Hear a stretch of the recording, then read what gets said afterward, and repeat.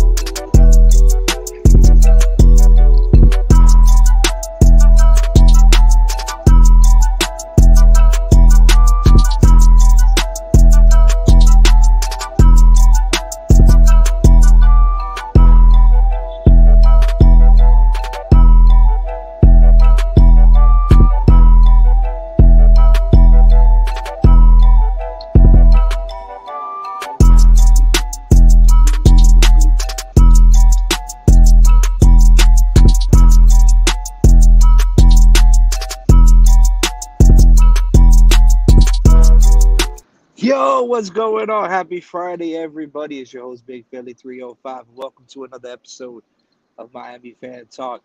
With me, I got Mr. CT, Amicus, and Mr. Turbo Diesel, the Turbo Diesel, however the hell he wants me to say it. And this is Clash Free for All Friday between the three gentlemen. What's going on, gentlemen? Can y'all hear me? What's going on, Big Philly? CT Turbo. There we go. Happy weekend to you all. Happy weekend, happy weekend. I am on vacation. You might see me in and out tonight, but I will be right back. But with that, I'm going to leave it to these three young gentlemen and let y'all have it out. I know they're going to come for you today, Turbo. You can't hear me because I can hear everybody else but you. Turbo can speak. Yo, I can hear There me. you I can go. hear you.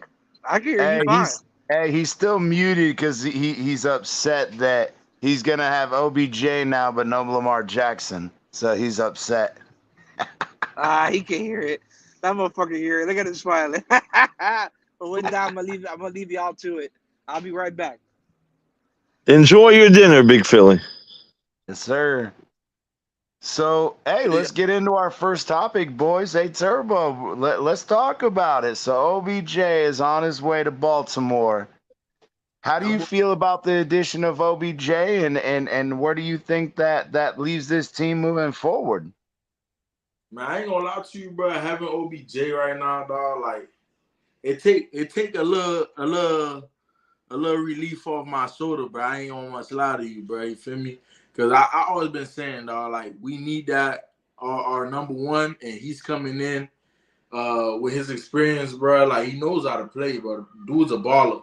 The only thing I have though with OBJ, the only problem I have with him is the fact that he came from two ACL injuries, bro. That's the only problem I got.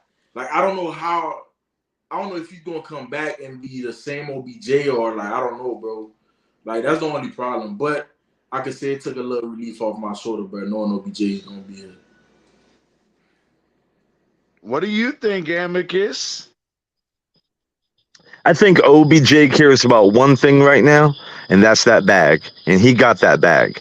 15 million pretty much guaranteed. 3 million in incentives, which I looked at the incentives today, CT, and it's 60 receptions gets him like $1 million.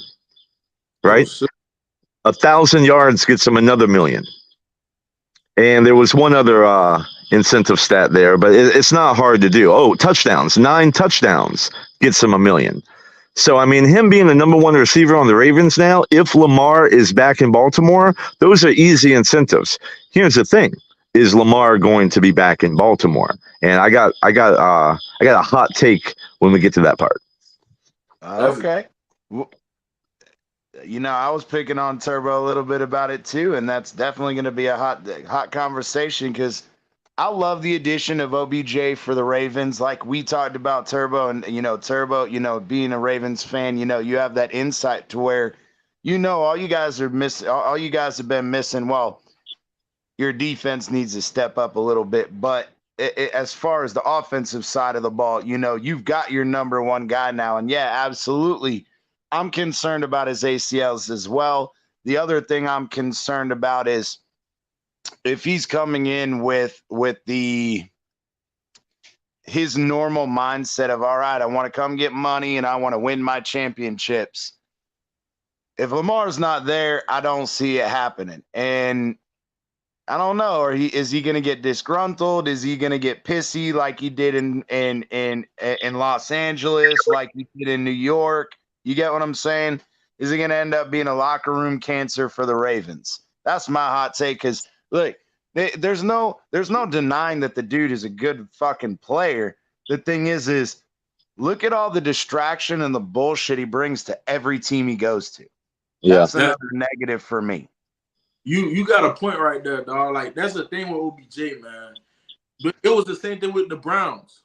The same Browns too, bro. Like, yep. Like getting mad, bro. Like he not getting the ball like he wanted to. You feel me? Like all that played a role.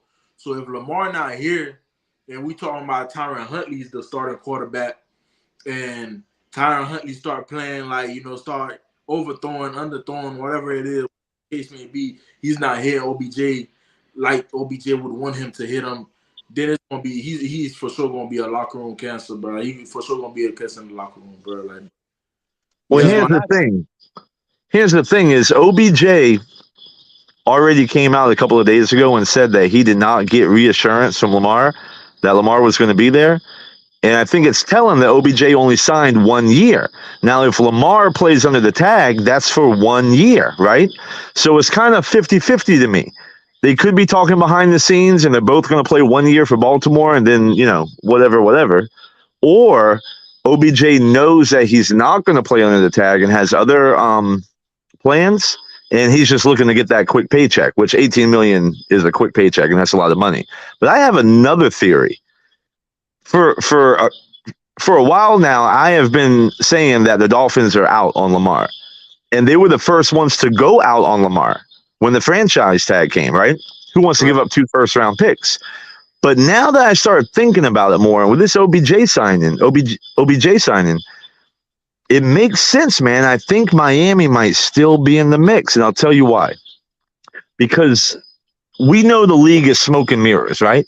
GMs, they go by the code of Omerta to keep the fucking mouth shut. But when you bow out of Lamar that quickly, that's a red flag. And to me, it was either about collusion because of the agent situation with Lamar, or it was, hey, the art of deception is do not let the enemy know that you're a threat. So to me, Miami could be that serious threat that is just creeping in the woods and waiting for the right time to strike. I don't necessarily agree with that. I think, again, I think Greer was interested in Lamar, like you said, up until you transition tag him, and Miami already knows, bro, we've already given up fucking nearly all of our fucking assets. At this point, we're trying at this moment to get more draft picks this year by trading away some of our roster guys to fucking dump their salaries, but also try to get a couple 6th, 7th rounders and hopefully be able to move up here and there. And I think once they wanted 2 first-round picks on top of the fact that you have to pay Lamar the bag, I think Miami was like, nah, I'm good. I think that we're keen on sticking with Tua because, again, at this point, it's not because Lamar this and Lamar's a bad quarterback. Nah, it's not about trashing him and all. It's about Greer was like, look, that's too much for us to invest in him. If then we got it, because if we pay him that bag, bro, we can't afford a lot of the other guys, especially on our defense, having fucking Ramsey and fucking X.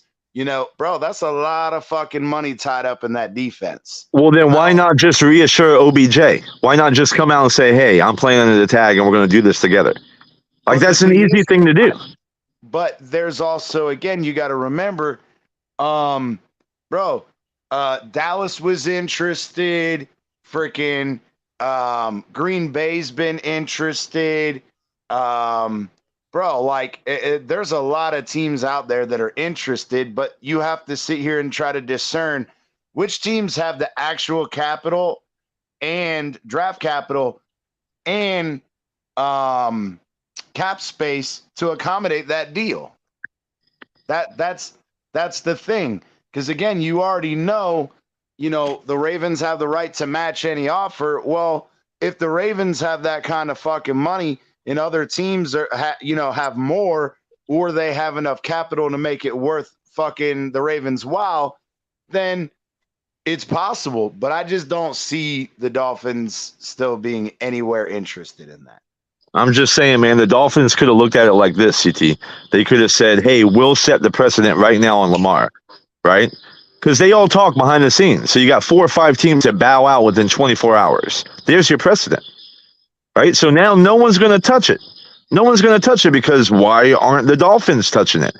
But then all of a sudden, that's when it's just deception. I still think the Miami Dolphins are in play. I really do. And I did not think this for the longest time. If we do that, though, immediately we would have to fucking cut a shit ton of people, because again, if he's asking for 40 to 45 a year, bro, we only have like 17 million in cap space right now. Yeah, well, the cap space won't matter because the first year with the guaranteed money and everything, it's going to all go down, kick the can down the road. So you don't even have to worry about that. Like, you have room. There's ways to do it. It can be done. And I understand that part, but that's where Greer doesn't like to do that. Greer doesn't like the fucking kick it down the road. He likes I'm going to pay you up front those first 2 years so that I have a third year out. And that's the way he structures almost all of his contracts, is we're going to pay you up front, but we have an out after 3 years. He doesn't like to kick the money down the road. I don't know. And that's, again, whether Tua is the guy or not, I just don't know if Greer's willing to give up that much for Lamar. I don't see that. So I like that. So let's get on to the next topic. We all know that, the reports came out that, the safety from the Cardinals, Budda Baker, has requested a trade. And in that article I was reading, there's quite a few interesting teams that are, or quite a few teams that are interested. They've got Dallas, they have the Eagles, Green Bay, Seattle, and who was the fifth one? Anyway, doesn't matter. It's an interesting premise. I mean, imagine Budda Baker, or no, that's right. It was the Steelers was the fifth one. Imagine Budda Baker and fucking Minka Fitzpatrick together. So that's scary. That's fucking scary as fuck. Yeah, that's a nice backfield. Well, why does Budda Baker want out so bad? The whole Cardinals fucking organization is crumbling right before your eyes. They have the report card come out. First year that they've ever done it, and they score last. The report card for the facilities? Oh, yeah. Dead last, right? Kyler Murray has a torn ACL, probably won't play until December. I guarantee you he's lost this locker room with this whole playing video game shit. I mean, listen, man, where there's smoke, there's fire. There's something going on. The coach leaves, fucking goes to Thailand, like just disappears. Now he's going to USC. Like, that guy's just happy to be the fuck out of there. DeAndre Hopkins wants out. Hopefully he's a Buffalo Bill. But I mean, that organization is in dire straits right now. And they're unloading everyone. I agree, but we all know that Cliff Kingsbury was not ready to be a fucking head coach, bro. I'm sorry. He almost reminds me of an Adam Gase, like here in Miami, where, he's an offensive genius, blah, blah, blah. But he can't handle the other aspects. It's like, oh, you're a good OC, but you're not a head coach. You know what I mean? Yeah, when you have your young quarterback that hasn't proven himself in the league on the sideline, like telling you what the fuck he's going to do, you've already lost. Like you knew that was a wrap. When I saw that midseason last year, I knew it's over. It's done. Because you can't come back from that. No. These are grown men in the locker room, bro. And they're used to head coaches that have serious tenure in resumes. And you just look like a little kid on the sideline being yelled at by a bigger man. Kyler being the bigger man. That's the problem. What do you think, Turbo? What do you think of that mess over there in Arizona? I didn't even know all that was happening with. I knew Kyler Murray. I kind of figured Kyler Murray lost that locker room last year, but I didn't know it was that deep, man. Like, shit, bro. Like hearing Amicus talk about it, man, it's like, damn, I didn't know all that was happening. Oh yeah, bro. They had the whole Cliff Kingsbury thing where even not this year or this past year, but the year before, at the end of the year, the Cardinals fans were calling for him to be fired. And literally, he'd only been there 2 fucking years, and they wanted his ass fired, and he got a 3rd year anyway, and he fucked it up even worse. And then he had to go to Thailand to get a few massages to make himself feel better. Exactly. But nah, like Amicus was saying though, we could go back to when D Hop had posted that post on his story, playing Bob Marley's Buffalo Soldier. So I know for a fact, like he for sure. Like we said on the last podcast, I remember we was talking about how he had wanted to go to Dallas or something like that, if I'm not mistaken. Yeah, Dallas. Yeah, he was trying to get to Dallas. All right. It's funny because it's like when Kyler first came in, you get that marriage of Kingsbury and Kyler, and everybody fucking expects the world, right? And those first 6 or 8 games of his first year, they were doing great. Why? Because nobody knew what to expect from Cliff Kingsbury. And now all of a sudden, week 8, week 9 comes around, and people, defenses catch up to you, and they go, "Oh, okay, I see what you're fucking doing."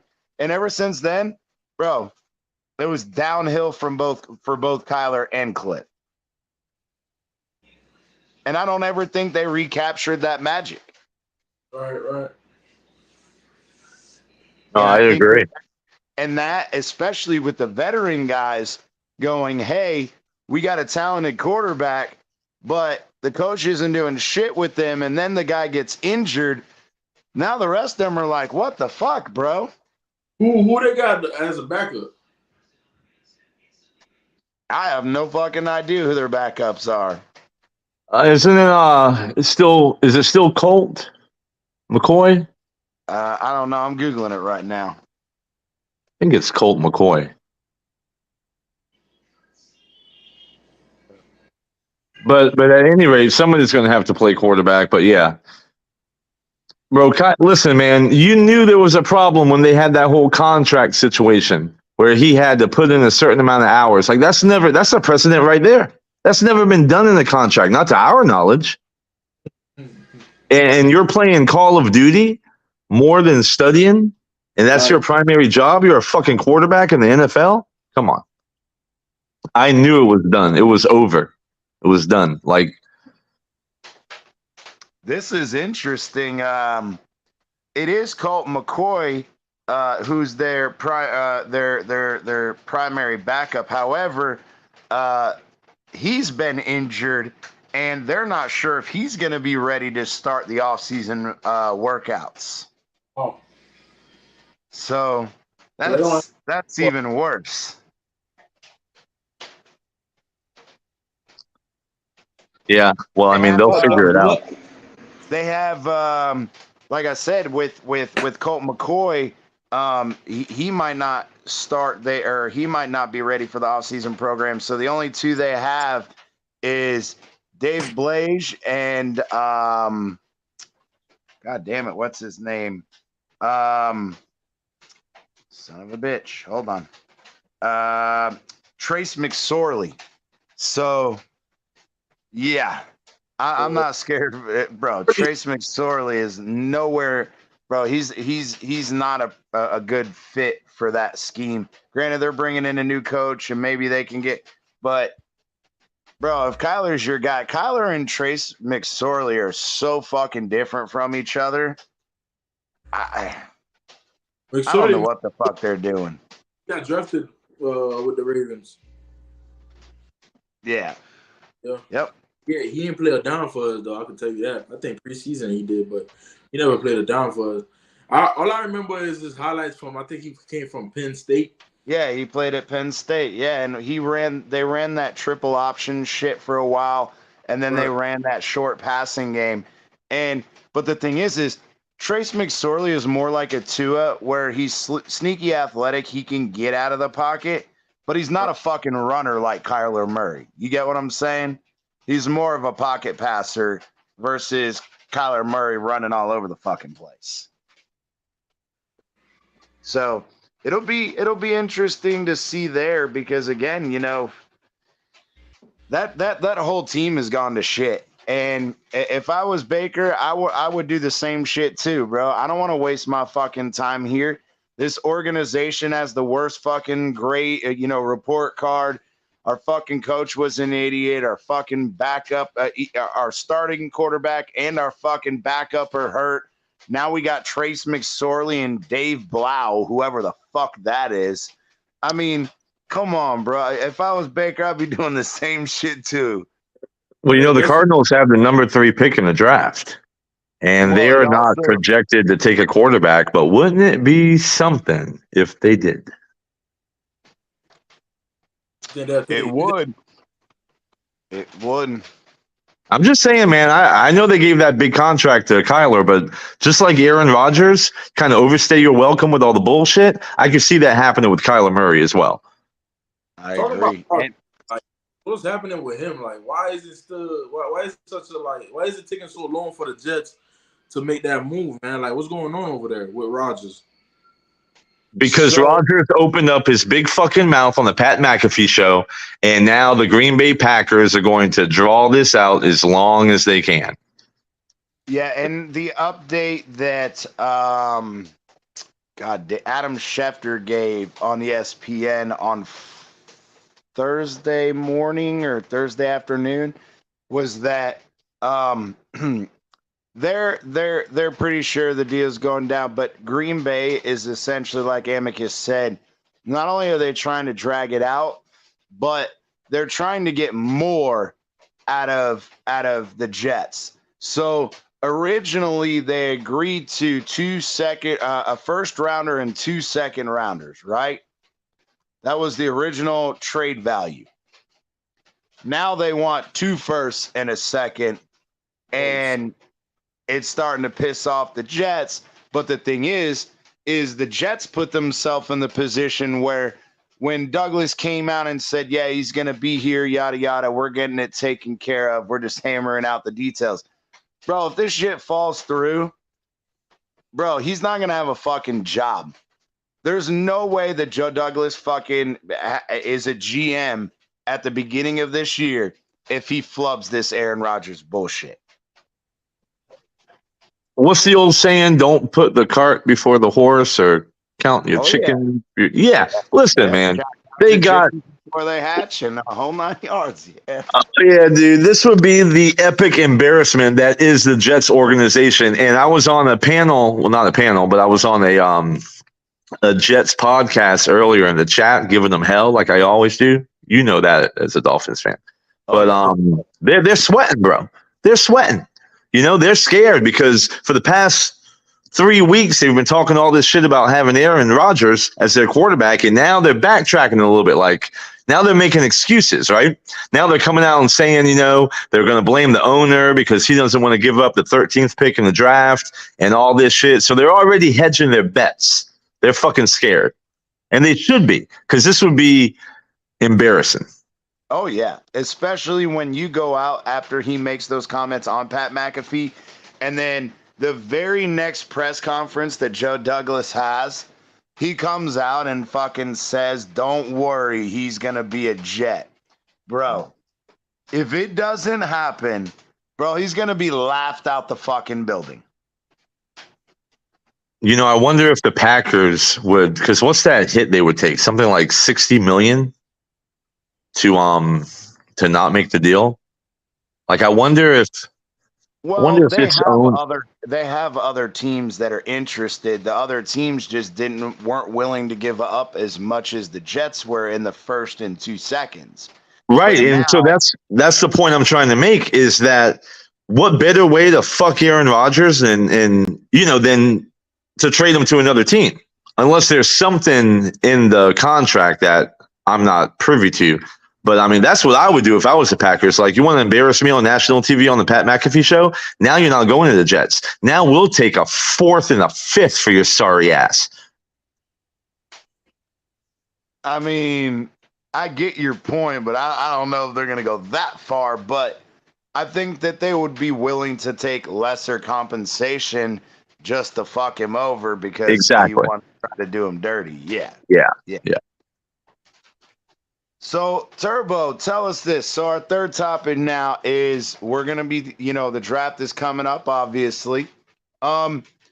Speaking of the Ravens, what do you think are your biggest needs, and who would you like to see the Ravens pick up in the draft?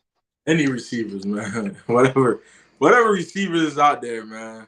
Cause what we got a first round pick, we got a third round pick. I think we got our first round pick is 22, so we got the 22nd pick. So Okay. if Buddy at what's his name, bro? Buddy out of Ohio State, the receiver out of Ohio State. I forgot his name, bro. Like Jalen, I think his name is. Um, if we could go after him, that'd be great. That wouldn't be bad for a first round pick. But damn, I just got his name, man. Ibuka? You talking about the receiver? Yeah, Jackson Oh Smith. yeah, you're talking about Jackson and Jigba. Yeah, Yeah, and then Jigba. Yeah. yeah. And then really like the rest of the picks, they could use them to get some to get the O line straight, but I just really want a receiver out there, man, because Rashad Bateman, you feel me? Like he's starting to be injury prone, bro. Like you can't really put your faith in him, bro. So that's a problem right there. So if they could go after him, after Jackson, that'd be smooth. I wouldn't be mad at that. Now, let me ask you this real quick. So, you said receiver. Do you have a specific type? Because again, you've got like Zay Flowers, who's more of a small, possession receiver, quick guy in and out of his breaks. You got Michael Wilson from Stanford, but he's a big-bodied wide receiver. You got Njigba. You got Quentin Johnston from TCU, who's another big guy who's also fast. You got Jordan Addison from USC, but he's more of a speedster. He's not a possession guy. He's more of a a deep threat. So, what type of receiver do you think would be good to complement OBJ now that you guys brought him on board?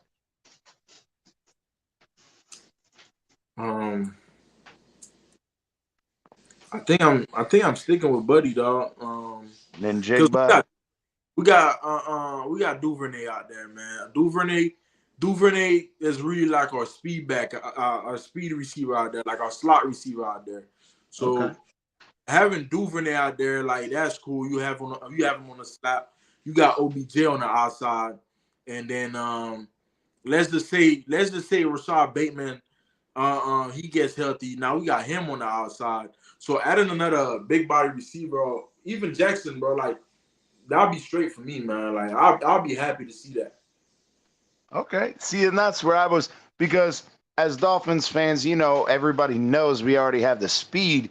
But the one thing that I get frustrated with is we don't find a possession guy. So we had Devontae Parker for 8 years, but the guy can never fucking stay healthy. He always had a fucking hamstring injury every fucking year. That's the thing. And That's the same thing with Rashad Bateman, man. Same thing. Okay. See, and You that's had where a possession receiver in Sherfield, but he didn't like your fucking quarterback, so he came to the Bills. Nah, bro. I'm sorry, but Sherfield is not. Sherfield is he's a great blocker, but the guy, as far as if he's not schemed open, he's too slow to get open. And unfortunately, he doesn't have the size either. So he's more of that, okay, I'm going to go out short route. I'm going to fucking protect the ball with my body. I'm going to make the catch. I'll get you 4 or 5 yards and be good. You get what I'm saying? Well, It's that's almost what a like, possession receiver is.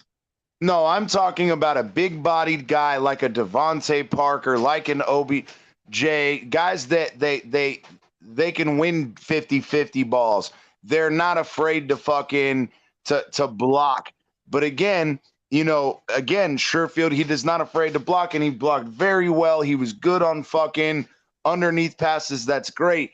What I'm more talking about is, we have a Devontae Parker where when Tua would go and fucking throw that outside fucking outside corner or outside shoulder comeback route, right? Bro, Devontae Parker was unfucking coverable when the dude was healthy with Tua on that fucking back shoulder throw. It was just, bro, the anticipation and the accuracy of Tua was fucking incredible.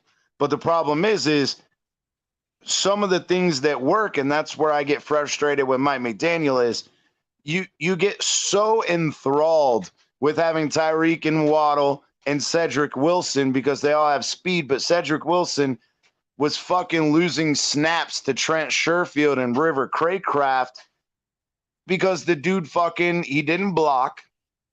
And when he fucking was in the game, the dude all he did was run a crossing route underneath of Hill and Waddle would fucking run a post over the top and Hill would run a fucking go route.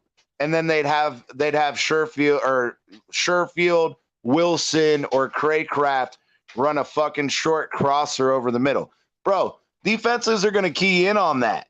So what did they do? They started dropping their linebackers deeper to fucking take away that crossing route in that fucking post. And they just doubled fucking Hill. They bracketed Waddle. And then they dropped their linebackers into deeper coverage to stop that crossing route. And guess what? It fucking worked. So who do you want to get in the first round? Oh, I'm sorry, you don't have a first round pick. Second round, who are you looking to get in the second round? See, now you got to go and do that. Nah, see, my thing is I like the fact that the one thing I give Greer credit for, the dude fucking finds diamonds in the rough. I'm not spending a high pick on a wide receiver this year. I think that we have other pressing needs. So as a Dolphins fan, we absolutely, the two biggest needs are running back and linebacker. And quarterback.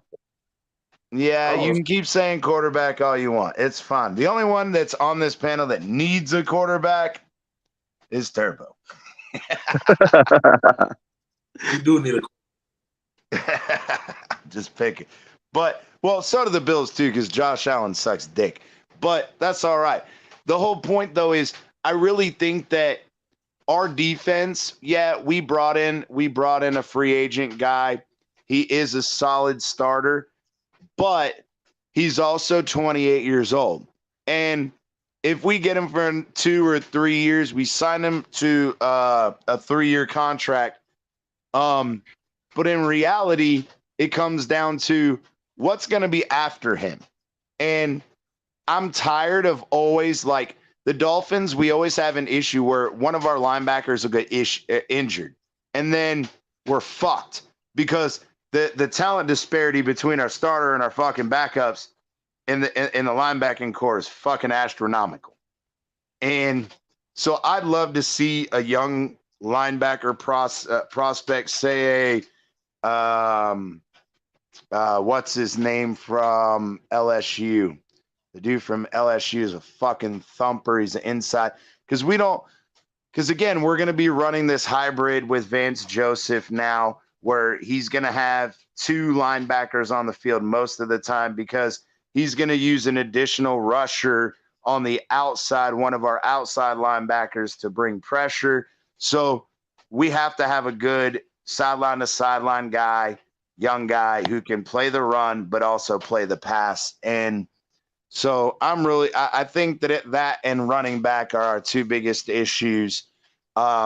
We do have to find interior offensive linemen as well, whether that's getting a guard or a right tackle. But I don't trust Greer to draft linemen, so he's not allowed to fucking draft linemen for me. So I'd rather try to use one of those late round picks or a UDFA trying to find a diamond in a rough at that O-line positions. But that's it, man.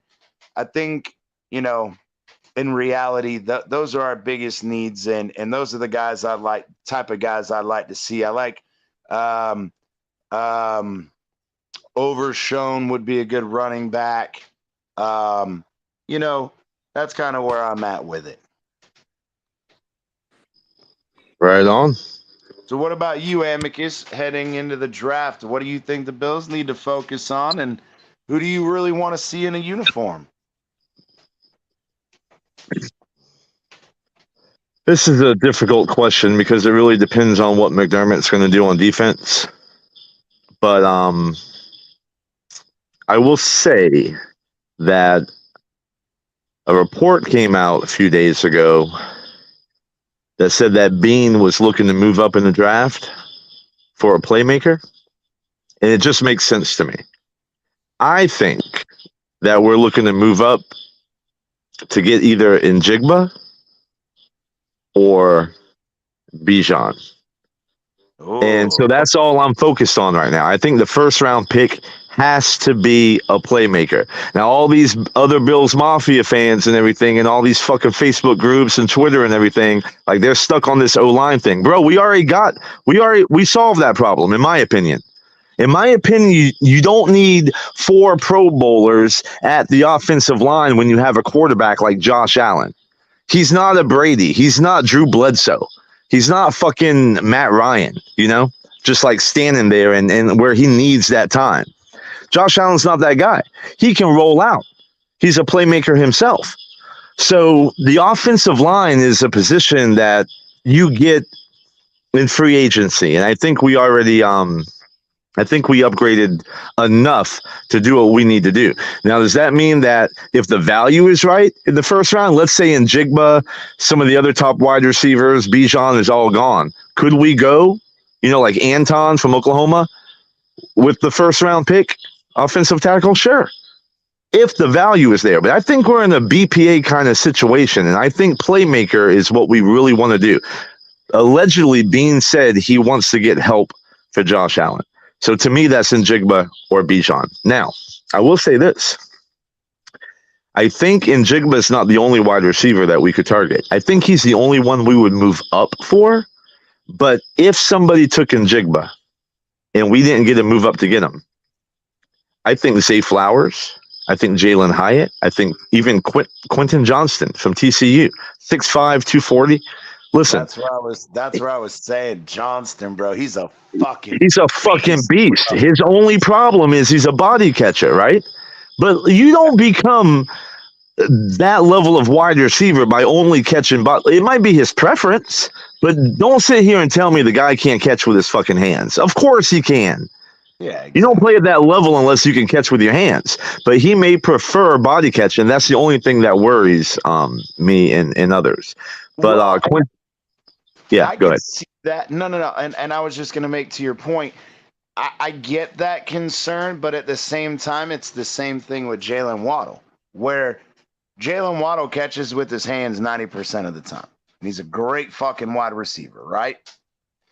But there are times where he'll jump up and try to body catch the ball. And you're like, what the fuck, bro? Just catch it with your fucking hands. You don't need to jump. Just keep fucking running and catch it with your hands. But I think that a lot of that comes down to it's the young guys, and once they get in the league, they learn, all right, I got to stop that jumping, trying to catch it with my body bullshit, right? Right. Yeah. And I think that Yeah. that's just because in college you get away with it, right? And in the NFL, if you try to do that, defenders, because they have the speed and everything, the talent disparity is so small in the NFL. If you're doing that, they got an opportunity to punch the fucking ball out, or they got an opportunity to come knock the shit out of you. You know what I mean? And I think that those things can be easily coached and corrected, if that makes sense. Yeah. He didn't play his whole fucking career like only body catching. So yeah, he can catch with his hands. But at any rate, so there's some options there, right? Obviously, linebacker would be a position of need. So you got Jack Campbell, you got Drew Sanders. I just don't see us taking one of those guys with the 27th pick. I could see a scenario where we sit back, let the board fall to us, and get one of those top wide receivers, and then moving up in the second round to snatch a Drew Sanders or a Jack Campbell. But again, if the Bills decide to play more dime, on like third and fourth down or whatnot, specifically third down, you only need one linebacker, Milano. That's what dime is. One linebacker, right? You can play big nickel, right? Because we signed Taylor Rapp as a safety, and he plays closer to the line. So, I mean, there's options there.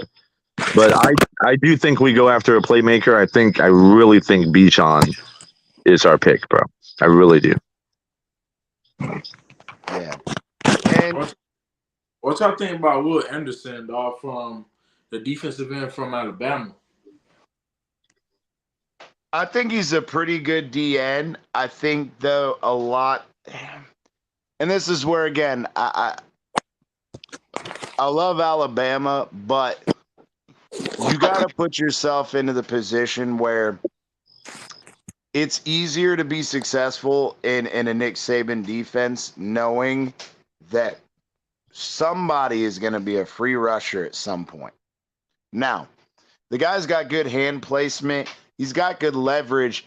His thing is when you get to the NFL and you get to these bigger guys, he's not going to be able to manhandle people in the NFL like he did in college. And so that's something that, he's got to get, he's got to get in the league. He's got to, bro, you go from a college, coach, strength and conditioning coach who, for the most part, he's just signing fucking, exercise prescription plans for the entire team, not really being individualistic.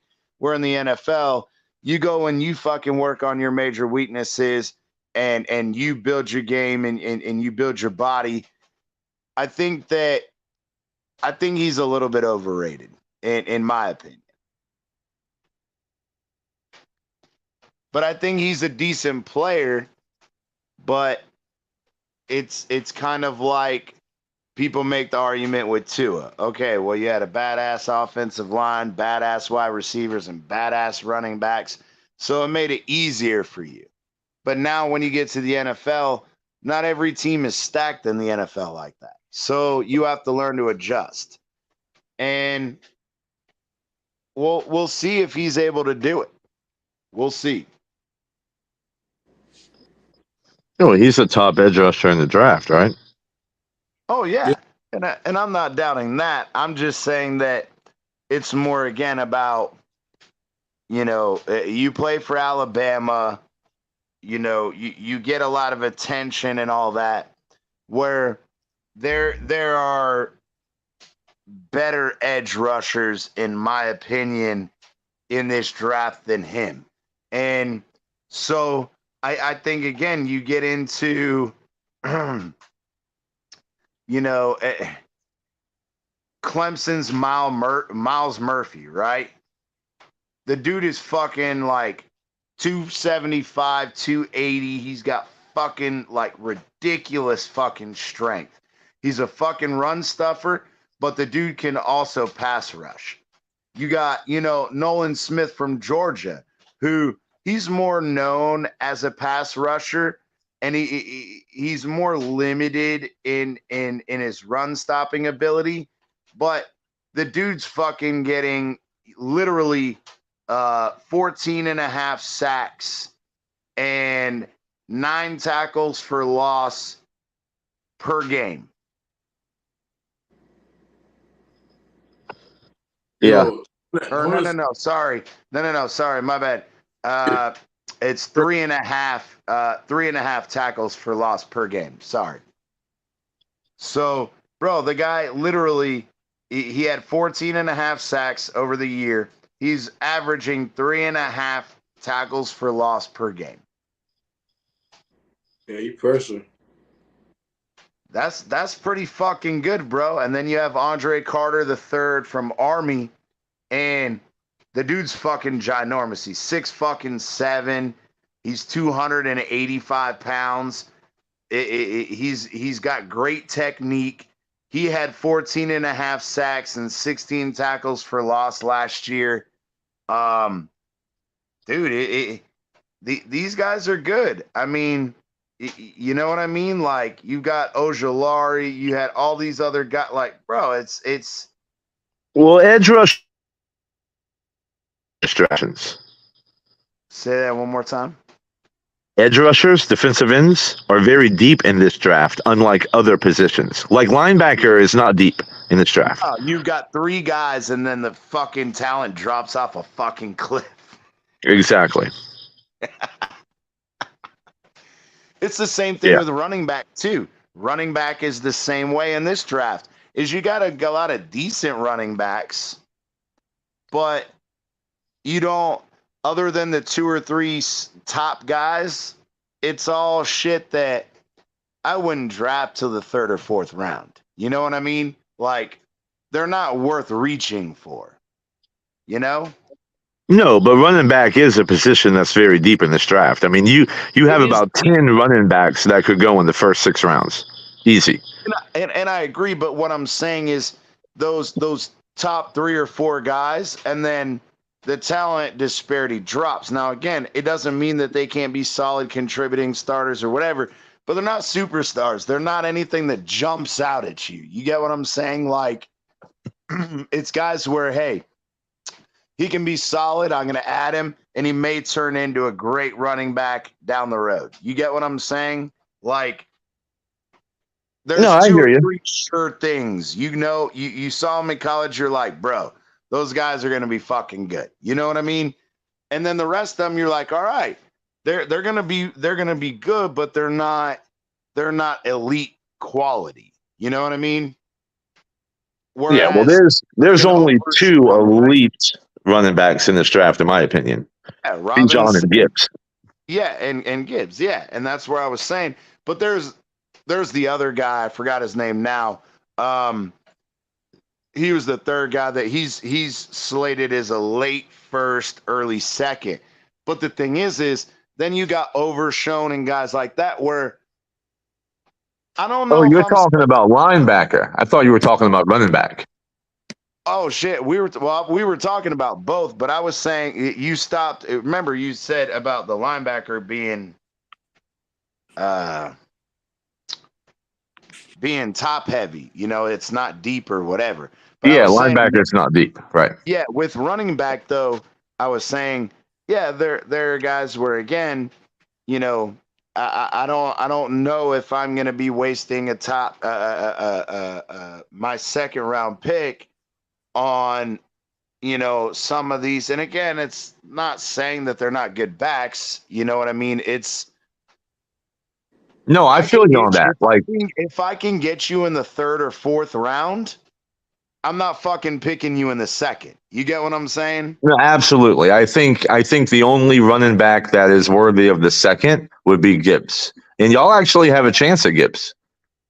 I don't think he lasts that long. I don't. I think him and Bijan are gone by pick 20. What was it? 27 or 28? No, Gibbs won't go in the 1st. I don't know about that. They've been talking about teams that are desperate for running backs that are willing to trade up into that 27, 28 area to get him. I got a question for y'all. Y'all think Bijan going to Dallas?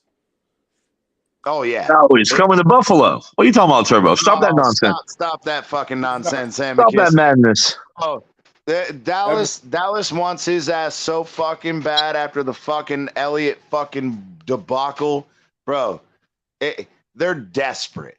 They are desperate, and you know Jerry Jones' dumbass is going. I don't care what you got to do. Get me Bijan. Get me Bijan. Yeah. Well, guess what? Dallas doesn't have that we have. Ed Oliver as a trade chip, bargaining chip. I mean, So I think Ed Oliver will be dealt during the draft. And then we go DT. We could go DT in the second round. Okay. That's not bad. Mozzie. We might have to move up to get Mozzie. But I like that idea. I mean, I could absolutely see that going down, but at the same time, like I just said, Jerry Jones is fucking desperate. Every fucking year he gets desperate for a player in the draft, and he gives up everything to fucking get it. And then when the shit blows up in his face, he goes and cries and says it's the quarterback's fault. Whether it was Tony Romo, whether it was fucking Dak, bro, it's like, when are you going to start taking accountability for your own inability to stay the fuck out of the football side of the goddamn business? Yeah, well, he hasn't done shit in like 30 fucking years, but he can't fire himself as GM, right? Like any other GM would be long gone. They go through like 10 fucking GMs in that span. Easy. Oh, yeah. But he keeps the title. But the Like, thing look in the is, mirror, motherfucker, Maybe you're the problem. Could it be? What I'm getting at is, if you would bring somebody in who actually knows how to fucking evaluate talent and make decisions, your team wouldn't suck every fucking year. Exactly. No, but you're right though. Bijan being the Texas guy, the shiny new toy. They need a running back. It makes sense to Dallas unless somebody like Buffalo leapfrogs them and snatches them up. Yeah. But that's where, again, and I've heard that, because, again, I've read the articles where when they were at, what was it, the owner meetings or whatever, and they did the press conference with him, he was talking about it. He's like, they asked him about, Bijan being a Texas guy. Like, dude, he was like, no, we're going to get him. We're going to be there. We're going to do everything we can to get him. We're going to keep our homegrown talent. We're going to let him come play for the Stars, and that's what we're going to do. And it's like, he found his fucking fixation for this year. They done fucking fed him his fucking addiction for this draft. All right, so CT, we went over 3 hot topics, man. Let's go ahead and drop the link. We got somebody in the chat that wants to hop up here. Let's get this fucking party started. Yeah, let's fucking go. I'm hopping over to the YouTube right now. Bomb. Link is dropped. Bliggity blam. Let's go. It is dropped. So, yeah, man, come on up. Let's talk some shit. Hey, any topics you guys want to bring up? The next one I have is we've been talking about this for a little while, and I want to know, Turbo, Amicus, what is the toughest division in football? AFC East. Definitely. It's not even a question. What do you think, Turbo? There's some other tough divisions out there. Then that's a good question, dog. Fuck. Because again, I know that that's your biased answer, bro. But there's also an argument to be had the AFC North. I mean, bro, since he's got Joe Burrow, sorry, Yeah, Turbo, but I'll go with AFC North. I mean, that wasn't the question, though. If we talk about what division has the best quarterbacks in totality, No, then I'd I'm go not with saying that. But that. No, I'm not saying that. I was just saying as far as teams overall, like, I think it's a serious debate to be had because, I mean, here's the thing, Amicus, and I know that to the extent of you saying the AFC East, but let's be realistic here. Nobody's afraid of the goddamn Jets. Nobody. That's And true. nobody's afraid of the Pats. However, yes, we play each other as division rivals well, but the rest of the fucking league don't give a fuck about the Jets or the Pats. hey, CT, real quick, they're saying the link isn't showing up. Ah, crap. I fucking put it in there. Hold on. Let me go redo it. Jeff Jew, my guy, what's up, bro? Jeff Jew! What about? And I redropped it, and it says You it's know, in. Chef Jew I've never seen Chef on the panel. We gotta get Chef Jew up here, man. Yeah, bro, we've been trying to get Chef Jew. Q, come on up. Green Rat, Todd, let's fucking go, boys. Come on. Except Todd. Don't bring Todd up. That Leave was him my out. fault. I had I had YouTube fucking playing up, but I redropped it. Hopefully, it fucking worked. What about if we say NFC West? That's a good one too. I mean, see, that's where again it gets interesting. You know, you got San Fran and LA, but again, nobody's really scared of the Cardinals, and nobody's really afraid of Seattle right now either. Right, you know what now, I mean? But Seattle could be a scary sight, man. With the way Geno played last season. Hey, I gotta give Geno his flowers, bro. I used to give Geno shit, but bro, he actually played pretty goddamn good last year with the Reigns, bro. You got to give him credit. Facts. Well, I give Geno a lot of credit. But that's another point too. Look at what the Jets did to that motherfucker. They fucking, bro, they hung this motherfucker out to dry for years. They got him punched in the mouth in the locker room by his own teammate. That's what I'm talking about. Like, bro, it's insane, man. It's insane. I forget who it was that hit him, but it was funny, that story that came out. It was a defensive player. I forgot who it was. But yeah, but it was because Geno didn't pay a bill. They were John after practice and whatever. And no, it was because Geno didn't pay up a bet that he lost. Yeah. I'm saying, but it randomly happened after practice one day. They were in the locker room, and it popped the fuck off, and you're like, damn, like what?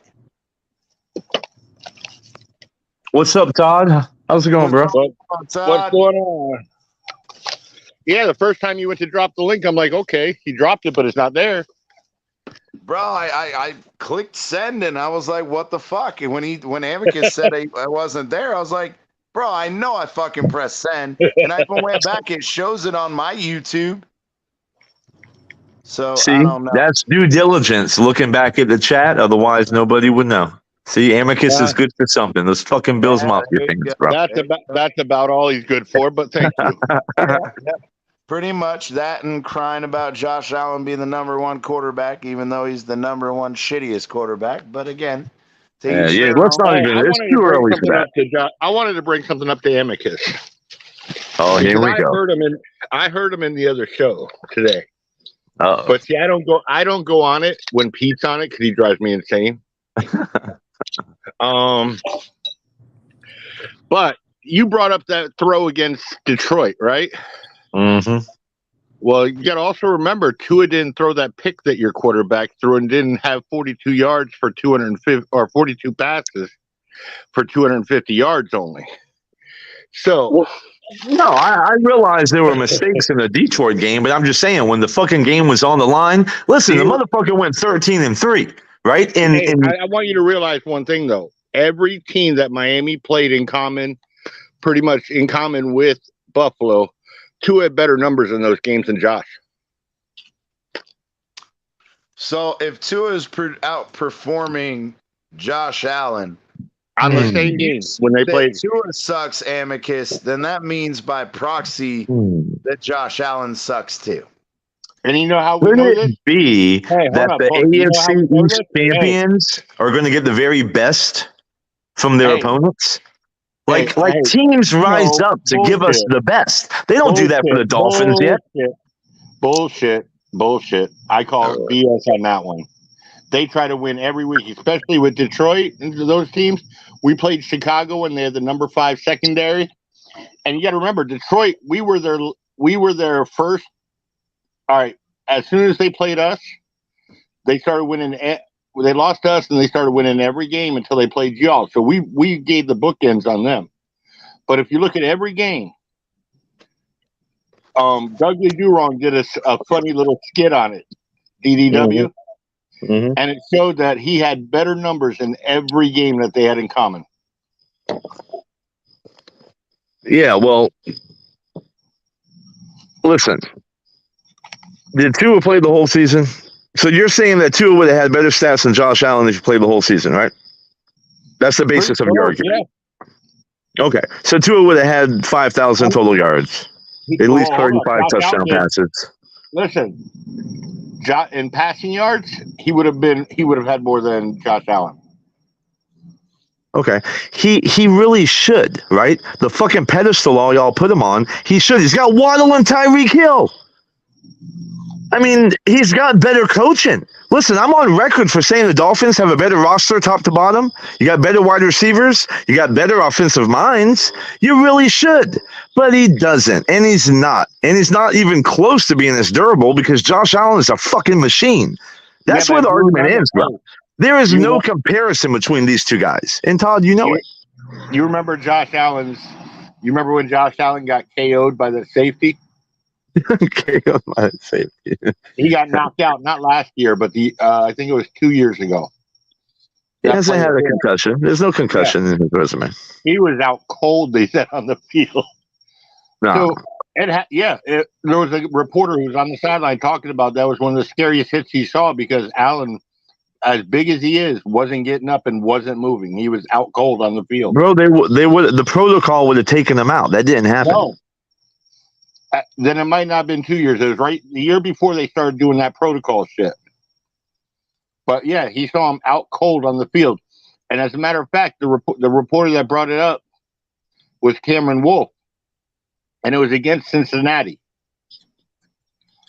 I don't recall that at all. You'd have to give me the game and the year. I'll look back on it. He was on the Big O show talking about it. Yeah, I don't. I recall him getting like fucking smacked the fuck down a couple of times, but he always pops up. I don't recall him ever laying down. I don't disagree with that, but we talked about this the other night, Amicus, and I know it hurts your feelings, but bro, I don't have feelings, CT. You know this. Bro, you have feelings for Josh Allen, so stop lying to yourself. You fancy him. The thing is, though, bro, at some point, those big body quarterbacks who depend on their size, bro, their body starts breaking down after taking too many fucking hits. Everybody says that, but yeah, guess what, man? There are anomalies in this game. Brady's one of them. Play until fucking 45. Whoever did that? You look at the Cam Newton comps. Don't look at Cam Newton comps. And I tell you know right why, now, though? Because Brady had one of the top offensive lines everywhere he fucking went because he brought his O-linemen with him because he trusted them. And, bro, they fucking protected his ass so well over his time in New England and Tampa Bay. Bro, we're talking about this game, but he knocked down like 6 or 7 times a game. CT, I watch every snap of the Bills for the past 5 years, right? Oh, 1 second, Todd. Brady. Real quick, Todd, because I just want to respond to CT if you don't mind. I watch every snap of Josh Allen's career with the Bills, right? The past 5 years. He's gotten hit hard a couple of times, but it is not as much as non-fans of the Bills think because they don't watch every fucking snap. Like, he does get down or get out of bounds, and when he does get hit, he's 6'5", 240. You know, it's not like he's getting his clock clean. He's hurdling motherfuckers. It's not as bad as you think. There's only maybe a handful of like, oh shit, that's not good. You know, maybe 4 or 5 in his whole fucking career that I can remember. So this is not a guy that's getting trampled on every fucking play. So let's stop with the narrative that his body's going to break down and all this shit. It's just not the case. I absolutely disagree because, again, you even admitted you guys had offensive line problems, and it's not just specifically about him running. It's also, again, dude, but he gets away, CT. He rolls out. I'm not specifically just saying about that. I'm saying he's getting his arm hit, bro. One more fucking hit like that, bro, even though he decided, or they decided, which in reality it's him because he has the final decision, is to do nothing and let his fucking UCL heal on its own. Well, guess what? Fucking Tannehill made that decision for himself too with us.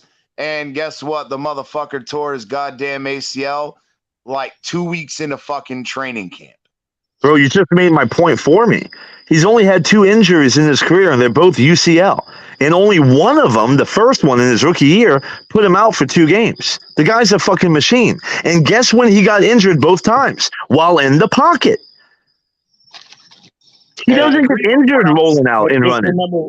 Just remember one thing. Cam Newton is not a small guy, and he got worn down. Big Ben, man, got that man worn down. Fucking so did what's Cam his name? Newton is not half the thrower that Josh Allen is. That's all he had was his leg. I will give you throwing, though. It's about the body type and the fact that, again, you get knocked down enough, your arm gets hit enough, bro.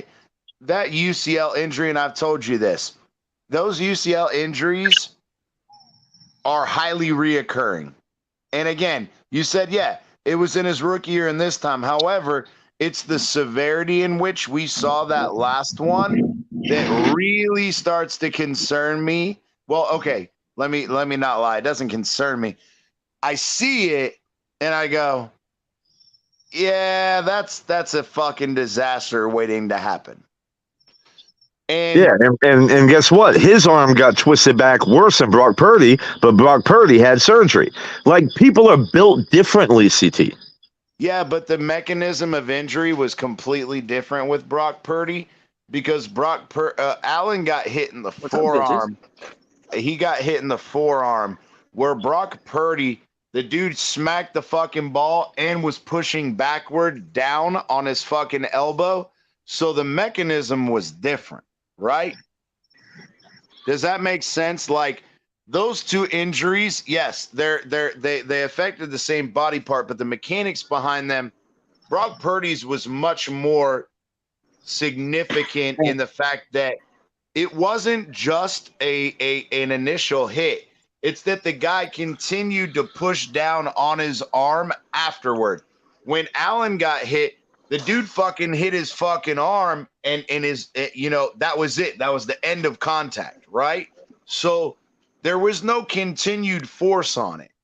But what I saw when he started fucking stretching his fingers out, gripping his hand, you knew at that moment he was having fucking neurological symptoms. You know why? He was having pins and needles, the whole 9 yards. The reason why I'm saying that concerns me, though, is even though Brock Purdy tore his ACL and had to have Tommy John surgery, he never showed any signs of fucking neurological issue. The ulnar nerve, because it runs right behind the fucking fossa of the elbow in the same area as the UCL, which is the ulnar collateral ligament. Again, the nerve issue can be a problem for him, especially when you noticed when he got injured, he still has a rocket arm. The motherfucker can still bomb it. The difference is the grip strength, the ability to fucking throw a spiral and be accurate. Let me ask you a question, since this is kind of like your wheelhouse, right? Yeah. That UCL is that the same UCL that an arm wrestle? Because I've popped something in my elbow 10 times arm wrestling over my lifespan. Is that the same ligament? Yeah, it could be your UCL. Yeah. The Okay. UCL is the ulnar collateral ligament. It's just on the Yep. medial side when you're pronating, meaning your palm is facing the sky. Yeah. Yep. All jokes aside, I've popped it literally 6 or 7 times in my life. Arm wrestling. Because I used to arm wrestle all the time, like every fucking night. Right? So, guess what, man? I throw a fucking mean spiral. I throw a nice football, bro. I got a fucking arm on me. I mean, it's not going to be an issue. That's not what Amicus, I'm saying. It's Amicus, the hold on. immediate aftermath. So say you hit his arm, Amicus. right? Real quick, Todd. Say you hit his arm. Yeah, okay, maybe he's good. And you know as well as I do, the first 2 weeks after that injury, yeah, he was still slinging the ball because he had the shoulder strength and the arm strength. But his You threw a 70-yard bomb that game. He threw it, yeah. But the thing is again, his accuracy became affected highly. And that's where I think you wanted to get in the argument of saying, about the inaccuracy. Part of that was, and you have to attribute that to the fucking UCL injury. Absolutely. Amicus, can I ask you a question though? But it's going to heal on the offseason. Yeah, Todd. When you popped your arm, did your elbow have an elbow? What do you mean? He's asking if you dislocated it. Oh, no. When you tear that ligament in your elbow, you'll see a form on your arm in that area when you tear that UCL. Yeah, but that's the thing is just because he heard it pop, it doesn't mean that it tore. So ligaments can rub on bone. And so let me tell you what it was, CT. It felt like a rubber band popped in my forearm connected to the elbow. Yeah, that's not what happens is you have what's called the epicondyle. The epicondyle is just the ball. So it's the ball on the outside of your elbow, and then the grooves inside of it are called the fossas. Okay? What happens is that UCL will rub on that condyle. And if it's trapped there because, again, it's been loosened over time or elongated because you injured it multiple times. It hasn't been torn completely, but you've done damage to it. So when your body repairs that ligament, it lengthens it because there's tiny tears in it, and then your body comes and repairs those tears, but that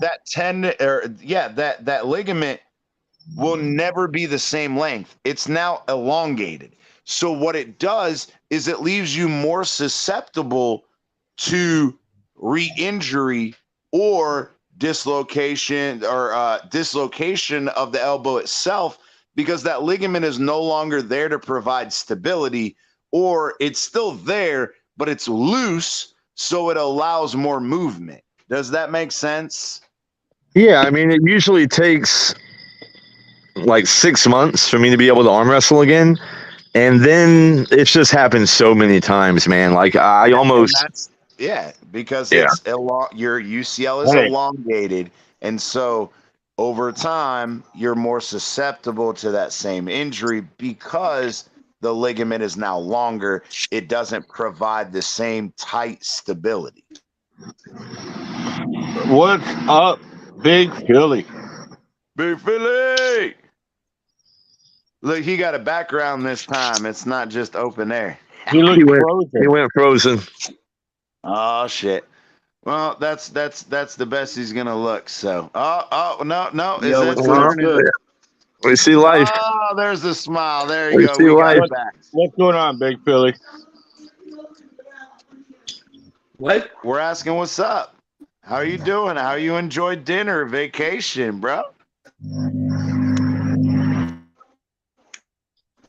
And he froze again. He's frozen again. Hotel Wi-Fi, baby. Hotel Wi-Fi. He has Skylar Thompson Wi-Fi. Yeah, you should have stayed. You should have stayed at the Marriott. Hey, Amicus. I'll give you an example. I played running back in high school, and I had I was deadly when it came to the little hops and little jumps side to side. And I've sprained my ankle so much I can stand on the outside of my foot because without spraining it. My ankle's completely bent because they've done what CT said. They're longer than they should be right now. Yeah, it's just elongation of your peritoneal tendons. The peritoneals go on the outside of your ankle, and yeah, they elongate the same way. I have the opposite where I've evertedly sprained my ankle, and evertedly just means my foot goes outward instead of inward.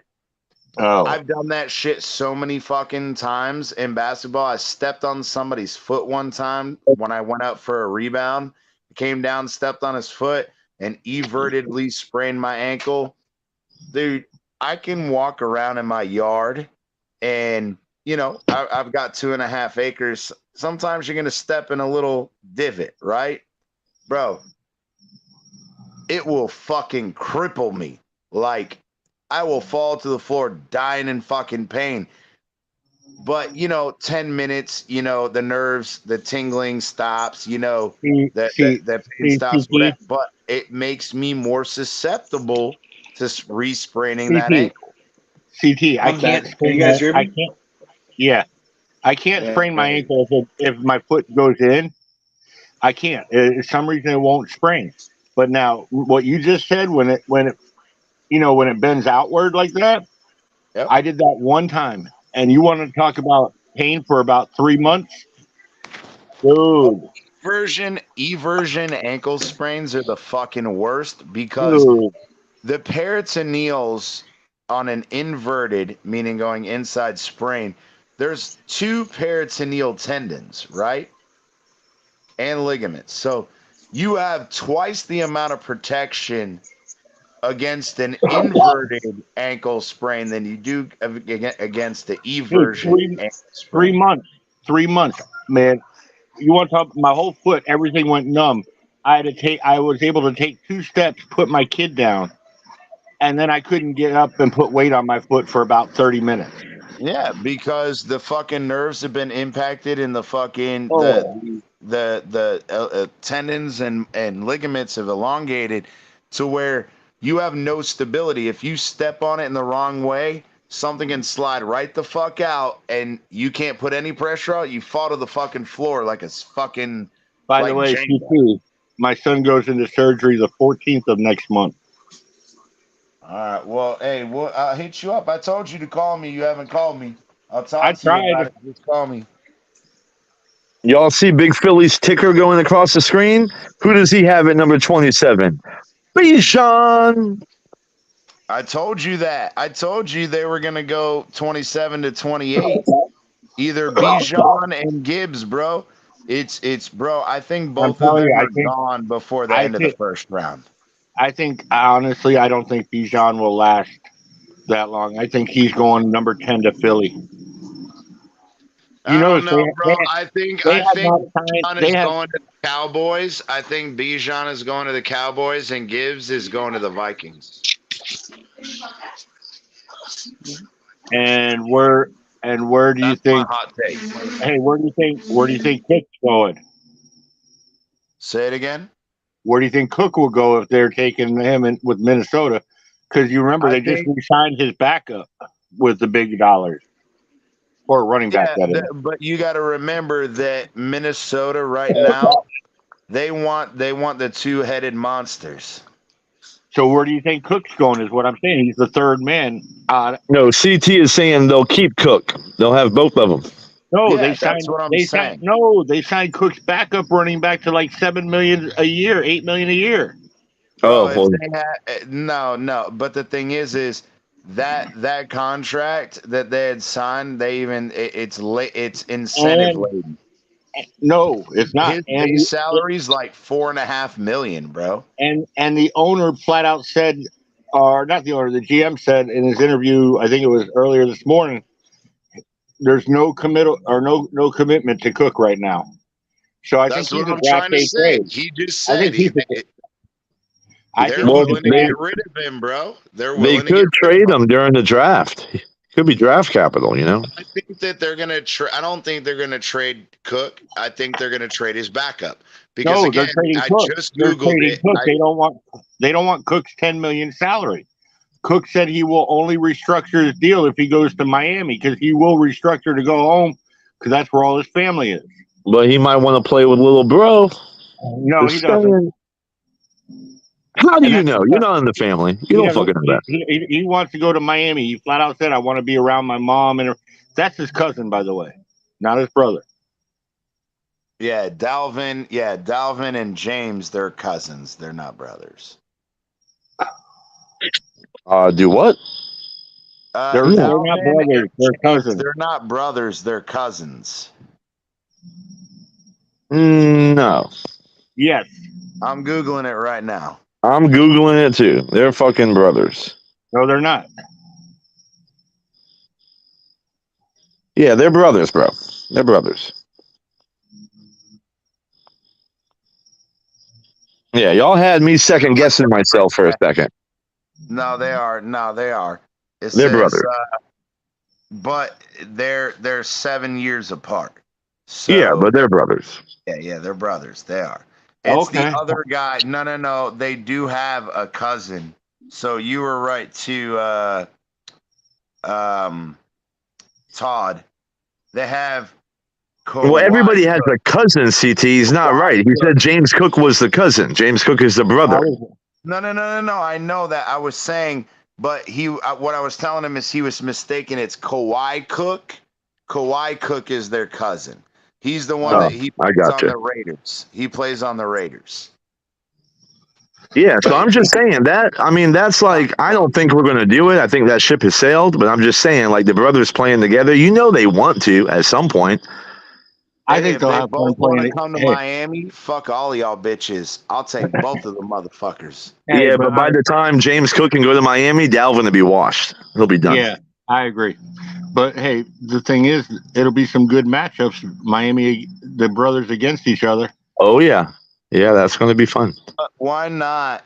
If we're paying most of this money, I would rather pay James Cook, right?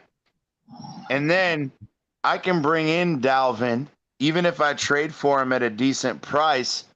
Bro, I'm paying fucking, what's his name? Myles Gaskin. And we're paying fucking, what's his name? Not Raheem, the other guy, Jeff Wilson Jr.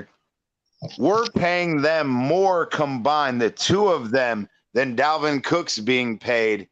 So why not bring them both in and be done with it? Hey, you got the youth and the experience. You got the youth. You got the youth and the fucking experience. Hey, you know what's funny though is Myles Gaskins. If Dalvin comes in, as of right now, Myles Gaskins is just a camp body. Oh yeah, and I agree, but that's my whole point though. Is we signed Myles Gaskin to a $4 million contract. No, we didn't. Yeah, it's 2 years.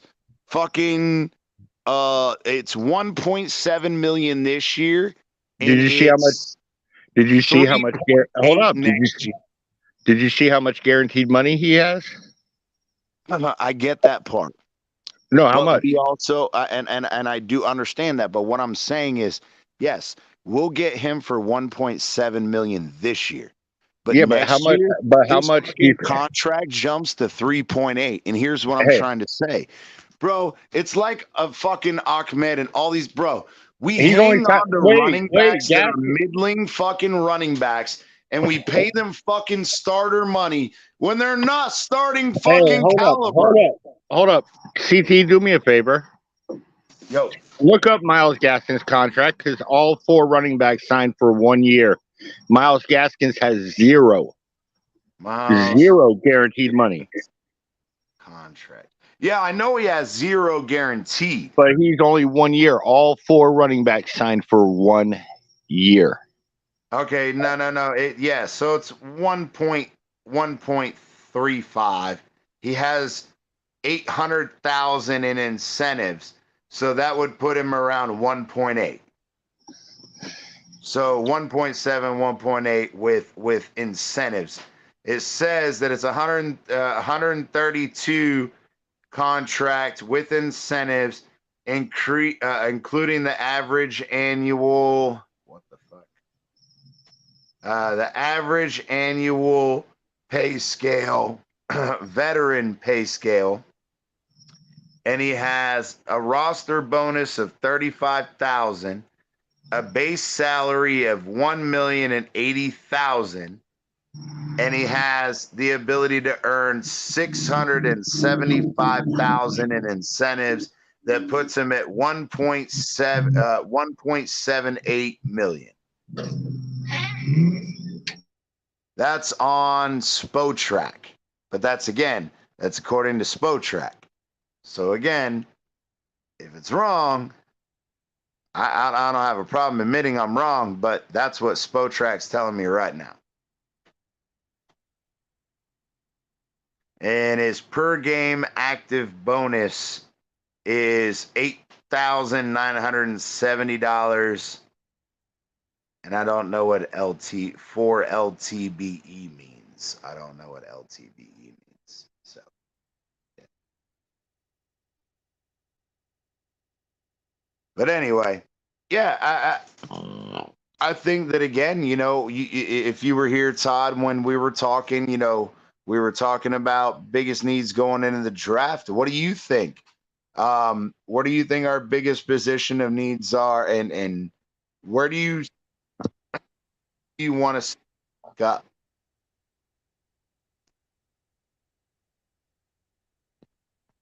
Hello? Todd's going to say quarterback. Hello, I'm back. Todd said, fuck that. I ain't saying quarterback. But What? no, like I said, what Wait, what were are you- our biggest draft needs? We're heading into the draft. So one of the topics we talked about earlier in the show. What do you think the Dolphins' biggest needs are, and who do you want to see in a Dolphins uniform come after the draft? I have a new man crush in the draft. Uh-oh. Who that Is be? it a quarterback? No, he's a tight end from Oklahoma. Oh, shit. From Oklahoma. We'll be able to get him in the 6th or 7th round. I love his passing skill or his pass catching ability.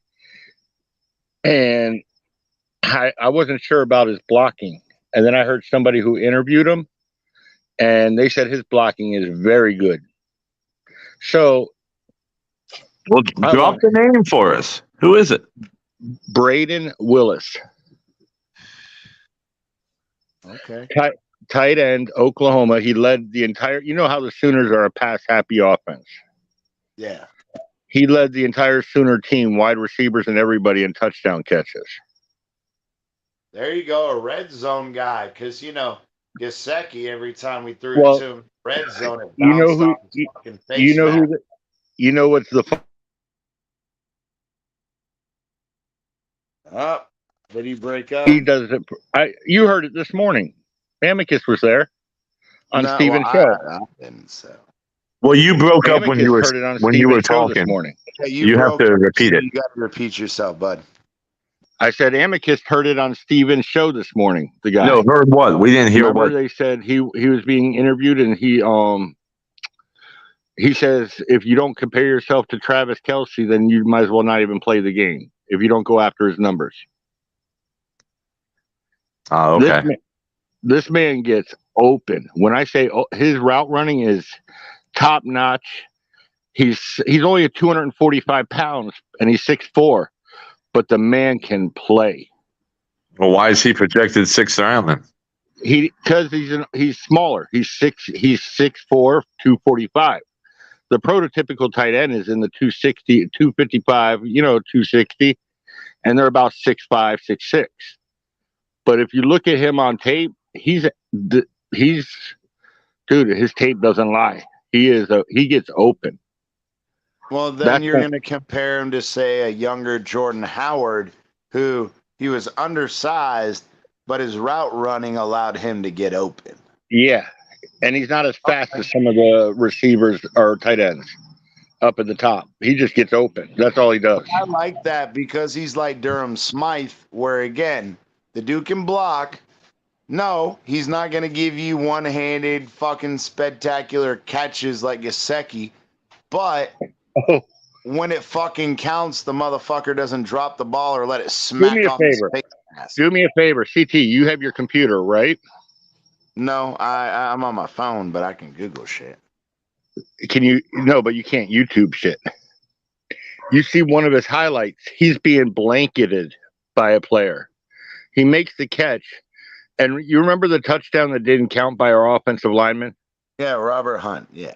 He pretty much did that to score the touchdown. There you go.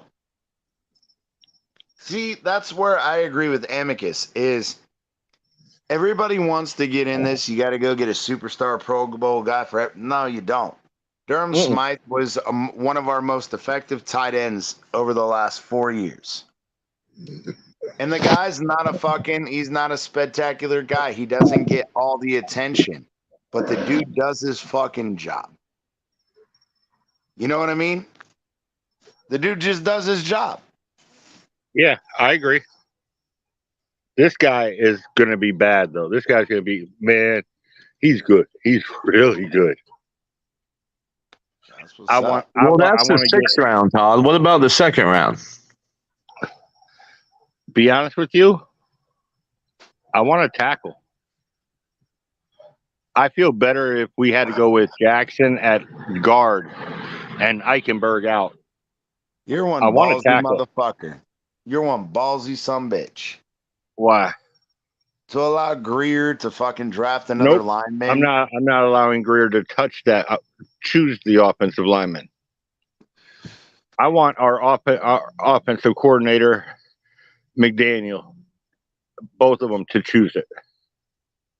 Because I like Frank Smith with his O-line experience, but goddamn, if that's no, the but case. hey, think about this. Think about this though. Every player they pulled in off the street last year that we got that played pretty well. Yeah, and I agree with that. But at the same time, they're also the same motherfuckers that going into the season said we were good. So that's a catch-22. You get what I'm saying, Todd? Yes, they did bring guys to come off the street that played well in Shell and what's his name? That the guy that played at guard after. Dude, my perfect draft, my first two picks, I hate to break it to you, would be Avila in the second round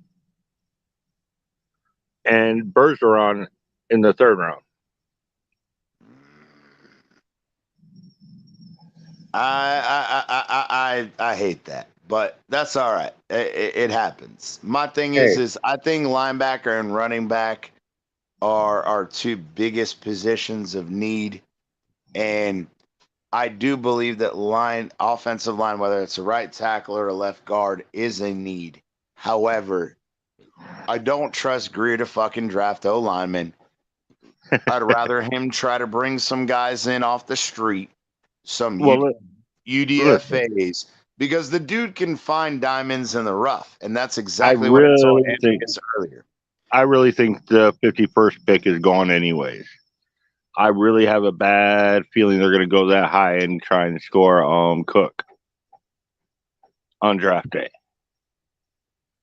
But I do that's a reach, bro. That's a reach, but I understand agree with why. you. I agree with you. I would rather say, hey guys, you want a second next year and fourth next year or fifth next year, and try it that way. Because if we're all in now, I'd say screw those two picks next year. You know what I mean? But yeah, but it's the same argument of, again, we're trying to get guys off our books, get their salary off our thing. What does Minnesota need? 7th rounds. What does Minnesota need though? They need a wide receiver to replace their receiver, right? They do. They also need another safety after whatchamacallit got injured. Well, they also they also lost their linebacker. I was going to say the linebacker too. He was gone in free agency. So here's the thing. What if you were to say, we'll give you our second round pick this year, a fourth round pick next year, We'll give you Baker, and we'll give you the receiver, and you give us your third, We'll give him and Cedric Wilson and Baker. we'll That get takes fucking $26 million off the cap this year. right, but we'll turn around and get another pick back from them in the third round, so we don't lose a pick this year.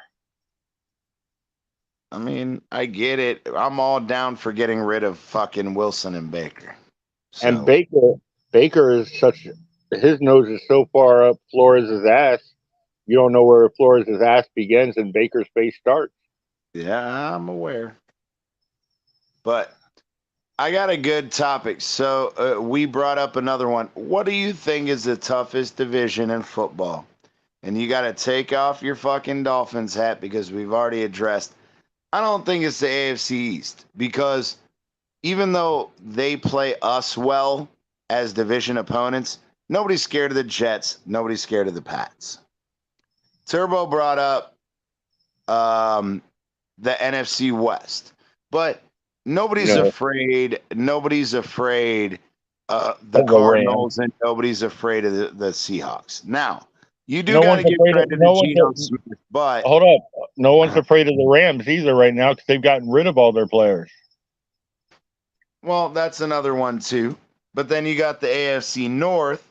I mean, you got Cincy with Burrow, and again, it's not specifically just about the quarterbacks, but it's a competitive division. You've got beyond Deshaun Watson because okay, Deshaun Watson is what he is, but that team was absolute dog shit.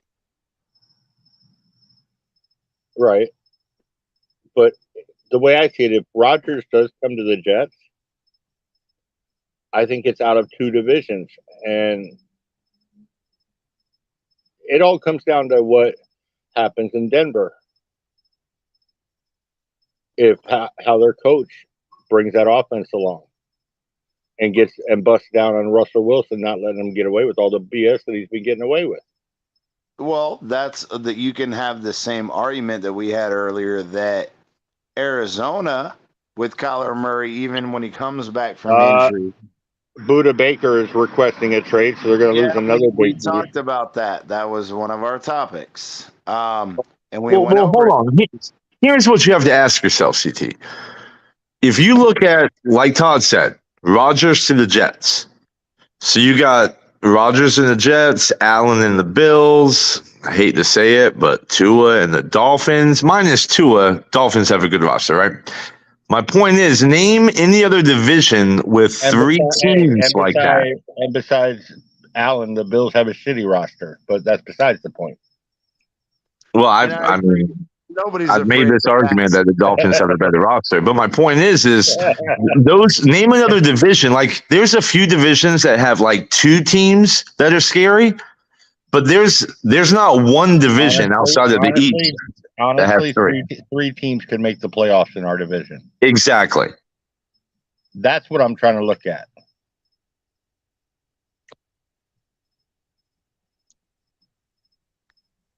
You know, like you can go Bengals and Chargers, right?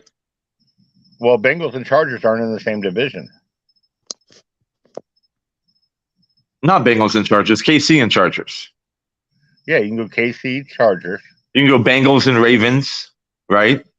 But not even the Ravens. We don't know what's going to happen with Lamar. But I'm just saying, based on last year's record, had something like Lamar goes back. Yeah, you got those two teams. But that's my point. Like, if Lamar goes back, you have those two teams. But the other two teams are the Browns and the Steelers. Now, the Steelers had a winning record. Jacksonville might win their division by a landslide because their division sucks. Exactly. And all you have, like, you got the Titans. But still, we're talking one or two teams, right? AFC West, KC and the Chargers. That's it. What's going to happen with Denver? They were 5-12. Russell Wilson looks washed. So when you're going down the list, I mean, you can make an argument for Cincinnati, Baltimore, and Pittsburgh, but you can't include Pittsburgh in that. So that's two. NFC, let's go the East, right? Philadelphia and Dallas. I know the Giants made the playoff. Nobody's scared of Dallas. But nobody's scared of the Giants, right? Like the only division where you have three legitimate teams that people would be scared of if Rodgers is the Jet is the AFC East. Yeah, but I'm not. I don't give a fuck if Rodgers goes to the Jets or not. I'm still not fucking scared. Well, what's the other division, CT? Name the other fucking division that has three teams. CT, hold up, CT. Rodgers with the Jets, with the receivers that they got, and then they had the number 2 defense last year that has not been decreased one bit. Exactly. That will probably only get better. They will put some fear into some teams. I hate to break it to you. They will. I'm not arguing the defense. Robert Saleh has a solid defense. Right. I'm not arguing that. But their offensive coordinator, the last time he was with Rodgers won an MVP. Yeah, but you also have to understand the Jets' O-line is a weakness. Their running game with injuries is a weakness. Dude, they're running back. Wait, just let me finish. God damn. You bring up all of their receivers. Bro, they have one good receiver. The other guys are fucking role players. And here's the thing. Aaron Rodgers had Devontae Adams. He had fucking Dallas Clark. And he had, what's his name? Or not Dallas Clark, sorry. Robert Tonyan, sorry. Their receiving tight end. And he fucking, bro, he's had weapons upon weapons upon weapons. But every year, this pussy came out and said, I need another receiver. Devontae Adams isn't enough. Bro, he's going to go to the Jets that have one good receiver, and he's going to be doing the same shit when he loses this year with the Jets because he didn't have enough. Okay, CT, then you answer your own question. If not Buffalo, the Jets, and Miami, who are the other three teams in what division? I can't believe I'm agreeing with That's Amicus. why I wanted to bring up the topic because I'm not necessarily, again, and I've admitted this, is I'm a Dolphins fan. I keep up with breaking, big fucking articles and whatever, big news, but I don't know every team like I do the Dolphins. So that's why Amicus. I brought up the topic is, I mean, you've got Kansas City, you've got all these guys that they've played in tough divisions that come now. Again, Kansas City runs away with it, but one or two of their guys or their team divisional rivals get in on that wild card, and they're in there. But again, I'm sorry to say this: the Raiders in Denver suck. Here, it changes, based on LA and them. Again, that's another point. LA has been a formula. Thank you, CT, for making me and Todd's argument for us. We appreciate it. And by the way, it's not LA; it's Las Vegas now. Well, whatever. All I'm saying is, bro, I wasn't coming out here to say that you're wrong. I'm just saying I don't know enough about it, which is why I brought up the topic. Honestly, I think it comes down to two divisions. In everybody else's opinion. Honestly, I think it comes down to, I think we're number one in the NFC East is the number one in the NFC. Yeah. For the NFC? Yeah, for the NFC, yeah. I would say here's the thing. I would say the NFC East and the AFC East are the two toughest, and I think we're a little tougher than the NFC East, because even our last place team plays defense and plays close games. And compared to Washington, who I have no kind of Exactly. Yeah, but the thing is I brought up this as well, is what happens if the Jets fuck this shit up and they don't get Rodgers? Oh, then the NFC East is the better division because the Jets are going to suck with that quarterback back, especially now knowing that he probably hates them for putting them through all this for that. No. I would also put the AFC North up there with the Bengals, the Ravens, and the Steelers because Pickett's going to be in his second year. Deshaun is with Cleveland. If he gets better, dude. But Pickett, you want to talk about Tua? Pickett had 3 concussions it's the last same year. Argument though, but no, you can't say that Todd, because you just made the same argument about the Jets, right? Pittsburgh's got a good defense. They play close games. Why do you think I said I don't put Pittsburgh in it? Pickett sucks. I am not at all impressed with Pickett. And he can't even stay on the field. His rookie year, he had 3 concussions last year. So he has the same thing. Right. He doesn't have the team around him. He doesn't have the receivers around him that Miami has. But Todd, you're making my point, because if Rodgers doesn't go to the Jets, you just said that the Jets have a great defense. So is that great defense better than Pittsburgh? Yeah, but I said we're not better than the NFC East I agree with you on that. Yeah. That's what I was saying. I still think we're the best in the AFC, but I do not think we're the best in the NFL if Rodgers doesn't come to the Jets. Yeah, no, I totally 100% agree with Todd. Todd's spot on. And that's what I tried to say earlier. God, I'm throwing up in my mouth that I agree with Amicus.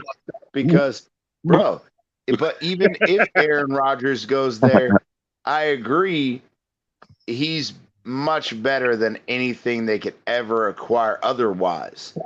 But the offense is still my thing is I love Aaron Rodgers. I think he's got a great fucking arm. He's got great. But the thing is he bitched in Green Bay. He didn't have enough. All he's gonna do is if he comes out and fucks up in New York, guess what? The bitch is gonna start blaming the fucking GM and everybody else, saying, "Oh, I didn't have enough. I didn't have enough." Hey, but that's all that thing. Bitch does. But that's all that bitch does. I will say this: the Jets' O-line is their weak link on the offense. You're right, but they're not as weak as you think, because they're going to be getting a couple players back that were hurt that were pretty damn good. And Breece Hall is going to be a beast. That man killed us by himself in that first game. I agree, but the thing is his injury, he's not coming back until midway through the fucking season this year. No, he only had an ACL tear. He'll be back, because if you think about it, that was towards the beginning of the season this past year, because it was week 5. Yeah, so dude, he has plenty of time to heal. Again, but this is where you assume Adrian Peterson came back in 9 months. So now you're making the assumption that he's going to do the same thing. And that's not fair, Todd, because again, that just because he had he may not come back for 12 months. So if he doesn't get activated off injured reserve or PUP or whatever they designated him as, bro, he's could be 21 years old, CT. I agree, but again, statistically speaking, Adrian Peterson coming back in 9 months, the likelihood of having a sub 12-month return on an ACL, and let me even specify a little bit more. You're not 8% of athletes, 8 come back from an ACL surgery and recovery to active play 12 months, less than 12 months. The other 92% take a year or longer to return to fucking play. I bet you Von Miller starts, and he got injured late in the season. I guarantee you. I bet you he's there week 1. But you have to take into account the severity of the injury. That's where, again, that's why I was trying to say every body is different, recovery, and every injury is different.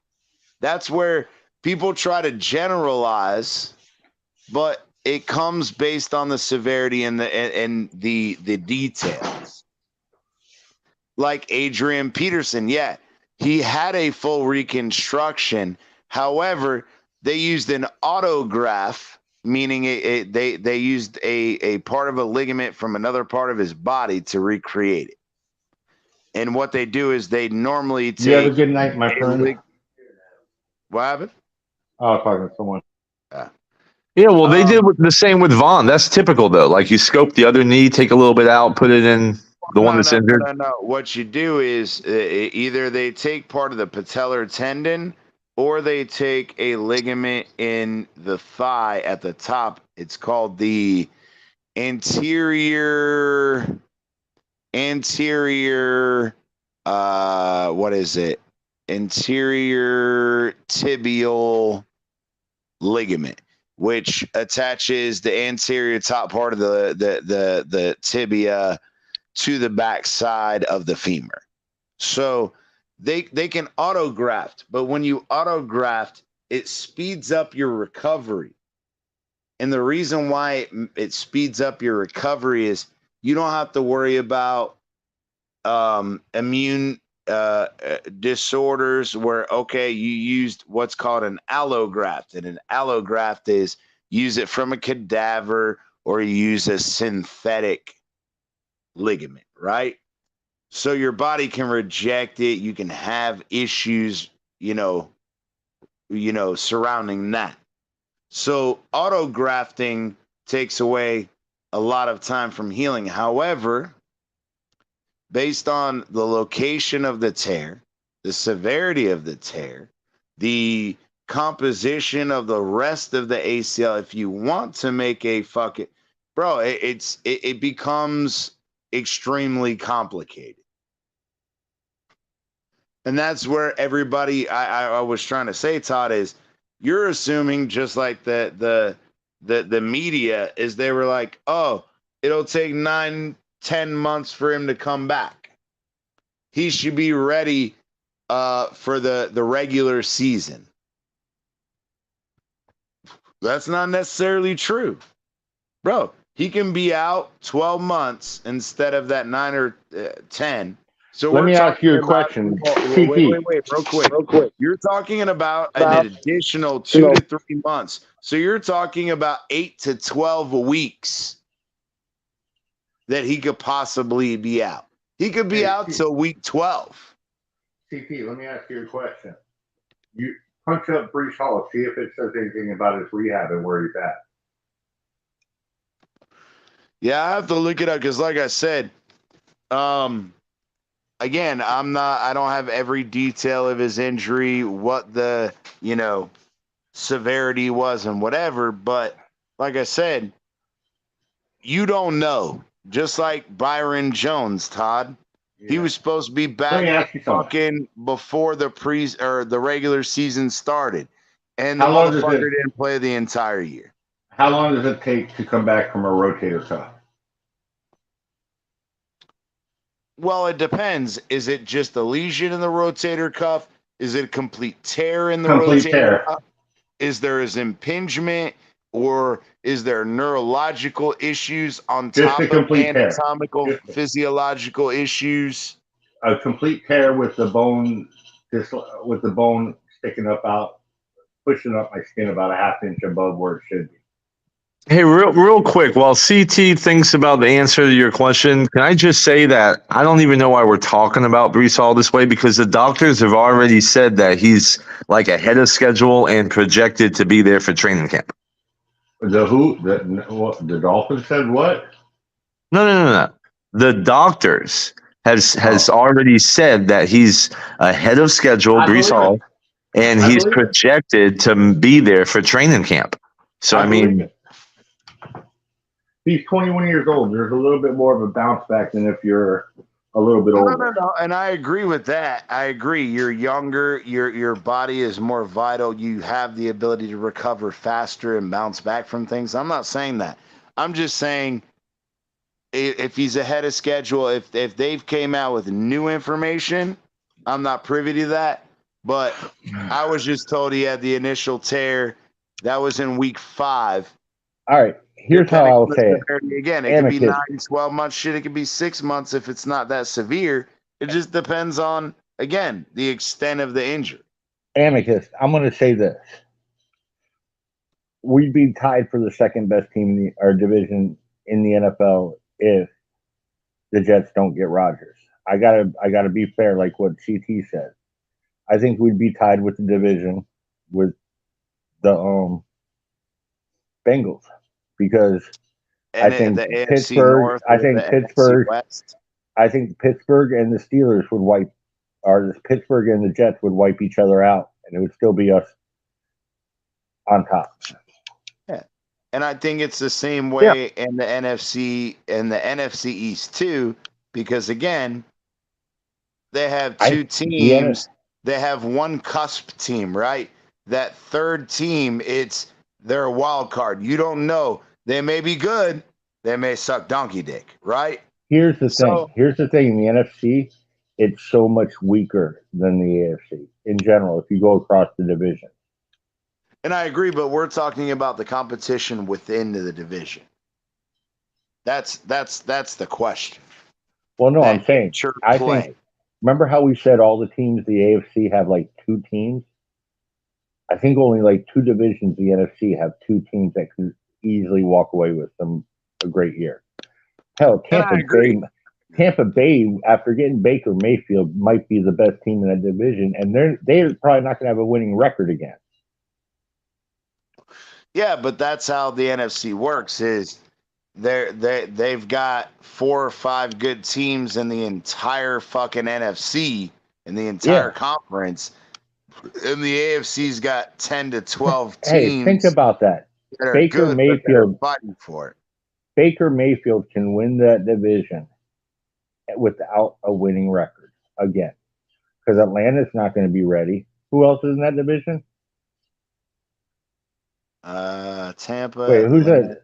No, Tampa, Green Bay with love. No, it's Tampa, Green Bay. Actually, no, I'm wrong. I'm completely wrong. Tampa Bay is not going to win that division.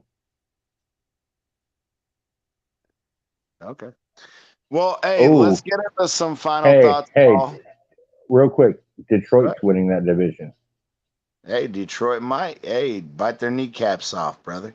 Bite their kneecaps off. Well, you got the Vikings. I mean, they're there too. But that's again, the Vikings have been a mess defensively for quite some time. Their offense has been serviceable, but their defense has been questionable. Man, the NFC got me all thinking now what teams are in what division, because I know they switched them up. Yeah, no, the Bucks are in the same division as like the Falcons and the Panthers. Yeah. Okay. Green Bay, Detroit, and Minnesota. It's Bucks, Falcons, Panthers, and New Orleans, I think. Yeah. New Orleans. And I think the Bucks win that division with the losing record, because I think New Orleans is going to suck. You just said Detroit was going to win, so which one? No, Detroit's in the other division with Green Bay. I had them mixed up. Right. Yeah, Detroit, Green Bay, Minnesota. I think New Orleans is going to suck, Atlanta's going to suck, and Carolina's going to suck. Yeah. Atlanta's made a lot of moves, though, especially on the defense. Yeah. But yeah, they don't have a quarterback. They got the same problem the Dolphins have. Yeah, they have Ritter. They don't have a Josh Allen. They don't have a Tua. Fuck it, Tua. Don't even do it. We don't have time, CT. Bro, it's coming. Sit there and compare fucking Tua to Josh Allen. You should be ashamed of yourself. You're right. You know what? I agree with you. I agree with you, Amicus. Out, brother. Amicus. War is fucking coming. Just know it. Hey, Amicus, I actually agree with you. I'm ashamed of CT for comparing Josh Allen to Tua.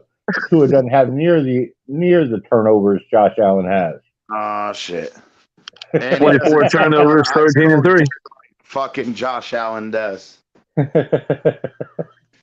know I had to throw. I'm not going to here and there, but Josh Allen chokes on a big one every time he has his chance. Well, maybe you're like these other fucking fans that can't see the intangibles, and everybody says Josh Allen chokes. The only fucking reason that anybody says that is because he hasn't gone to the Super Bowl yet. So it's a choke job by Josh Allen. But it's not a choke job 13 seconds by Josh Allen, right? When he was toe-to-toe with Mahomes and outplays him for the whole fucking game. No, that's on the defensive coordinator. That's on Frazier. That's on McDermott. Okay, but let me ask you this. Thing is, no, you're What right. about against the Bengals last Making that year? point for this, Right. is No, that you Todd. want to blame Tua when the fucking defense lost us fucking 4 games last year. And wait, let's go on top of that. You. Tua was out. No, it was 4. And again, on top of those 4, we're not including the other times that the offense lost the game, which again, if you're going to make the argument, oh, well, Tua is injured, so it's his fault, that's fine. But when your backup quarterbacks go 1-7, 1-7. Oh, is that Tua's fault? Is that Tua's fault, Amicus? Hey, well, you're gonna let me land? Let me land. Stop clipping wings and let me fly. You gonna let me fly? You want to clip my wings? Yeah, fly, brother. All right. If Tua was on that level of a Josh Allen, I'd be saying the same fucking thing. That there's some problem, like offensively, the coordinator or something or whatever. But your problem is Tua. With Josh Allen, you can't say that. You look at the fucking tape. Look at the stats. So there's other intangibles involved.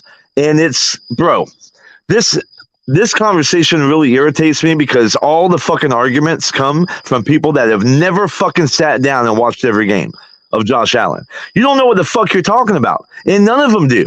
They just go by Fox Sports 1 or fucking Stephen A. Smith, ESPN, but you don't know what you're talking about. If you watch, hold on, let me land. If you watch the game, you will clearly see that schematically there is nothing for this guy to do. Now, does he make bad throws sometimes? Yeah. Bad decisions? Yeah. Does he miss somebody that would be wide open? Because, yeah, it happens to everybody.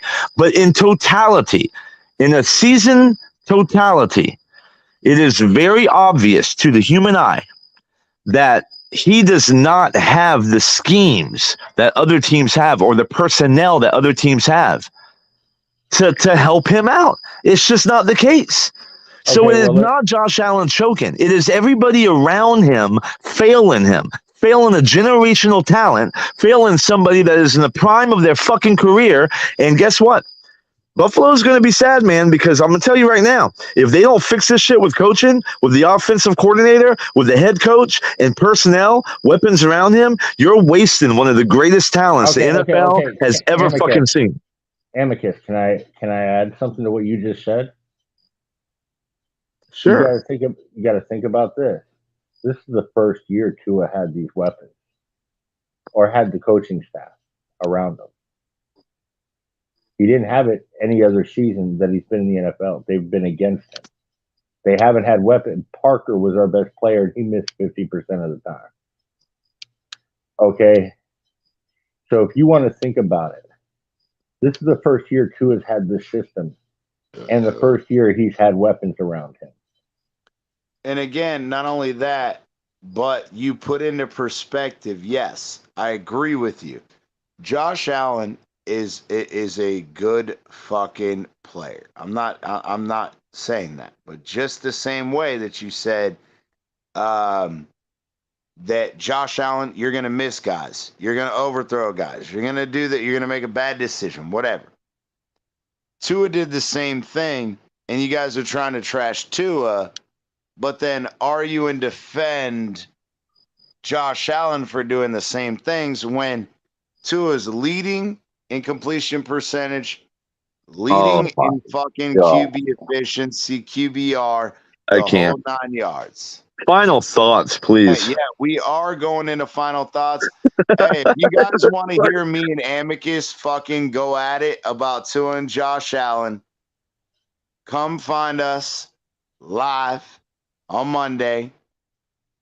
It's going down. War is coming, ladies and by gentlemen. the way, Amicus, if I see you at a Dolphins game down there, it's on site, man. I'm going to find a gun with a bunch of beer in it, and I'm going to squirt your ass down with that thing. So you go home. Hey, I don't drink anymore, so that might. That's why I would do it. Yeah, there you go. No, I'm coming down there, man. I'm going to be in full Buffalo Bills Mafia regalia. I'm going to let all y'all know when I come down there, and I will be, yeah. And if you lose that game, jumping off the side of fucking Hard Rock Stadium, whatever the fuck it's called, you know what, Amicus, I got you. If you lose that game, are you going to the Buffalo Miami game in Buffalo? No, this will not be the year that I get to Buffalo, unfortunately. Then your next game at the Miami game in Buffalo, you got to wear a Tua jersey if you lose this game.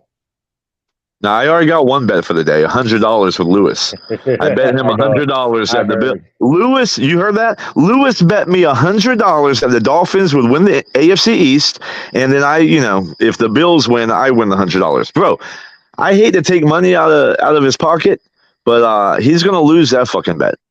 Watch week 1, he goes down with the UCL.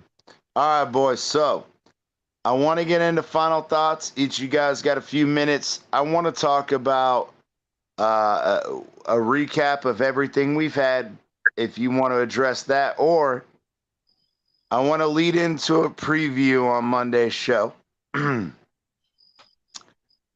One of the biggest arguments we're going to have is something we've talked a little bit about tonight. The competency of a team, ownership, GMs, talent evaluation, coaching, everything. Give us your final thoughts, boys, on where do you see the AFC East if Aaron Rodgers does come?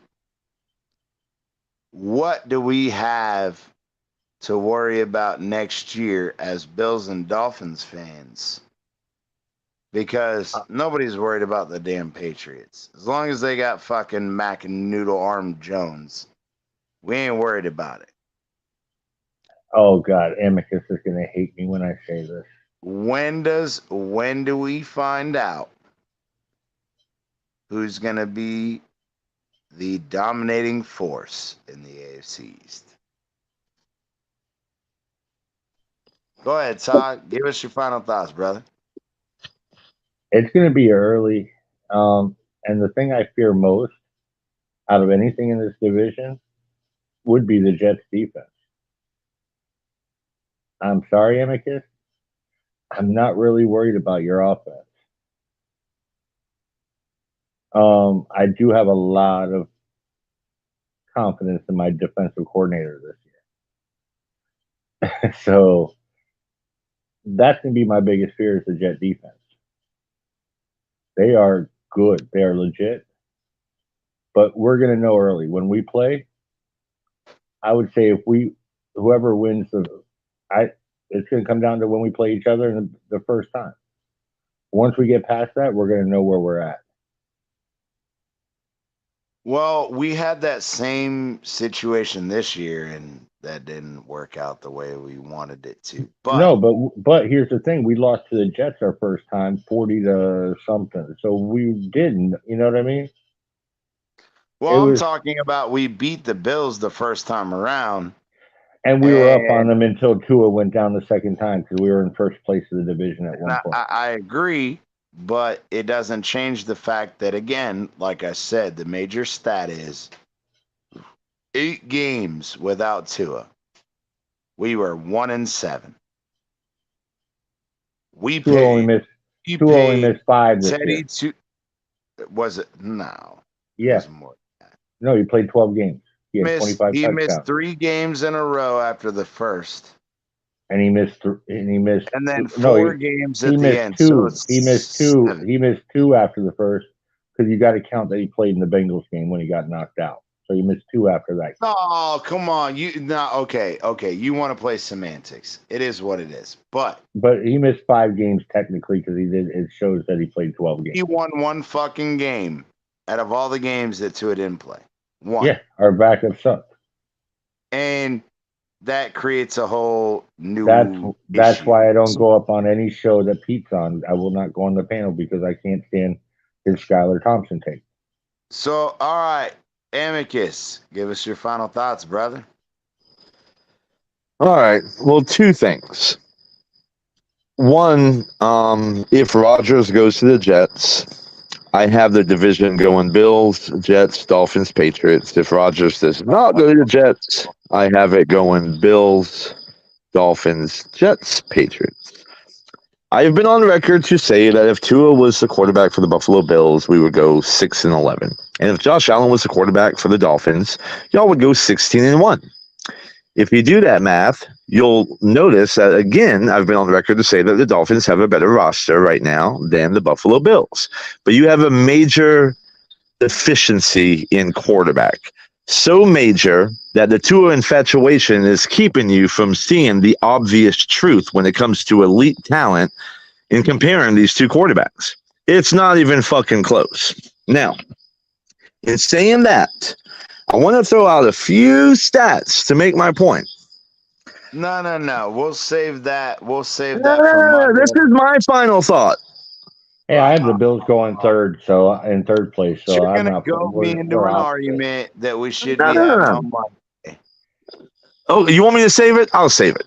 All right. Yeah, I'll save it. Nah, you're gonna Save go it. to me, and bro. Save it so I have a little bit of respect That's for you fair until enough. That's Monday. fair enough. I'll save it. So my final thought is that the draft is going to be interesting, but I think depending on how the schedule unfolds, I think that we're going to learn a lot in the first 4 to 5 weeks, and that's going to really set the tone for the rest of the year. And I expect the Bills to be at worst 4-1.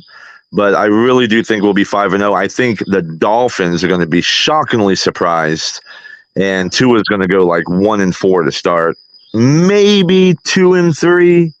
But you're going to know, you and Lewis are going to know right off the rip how bad this season is going to be because of your quarterback. I cannot wait for the schedules to be announced. I love it.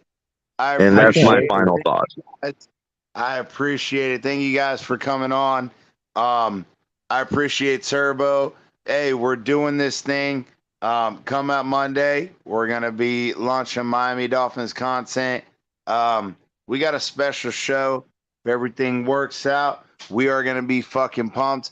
Amicus and we're going to be doing the fucking first fucking Warzone battle, and we are going to be bringing the fucking heat. You don't want to fucking miss it. That's why I told him, hey, let's not go to each other into the argument that we're going to have on Monday, because it's going to be fireworks, ladies and gentlemen. I appreciate, subscribe if you haven't. Hit the notification bell. You don't want to miss Monday. So, appreciate you guys coming out. Have a great night. Peace.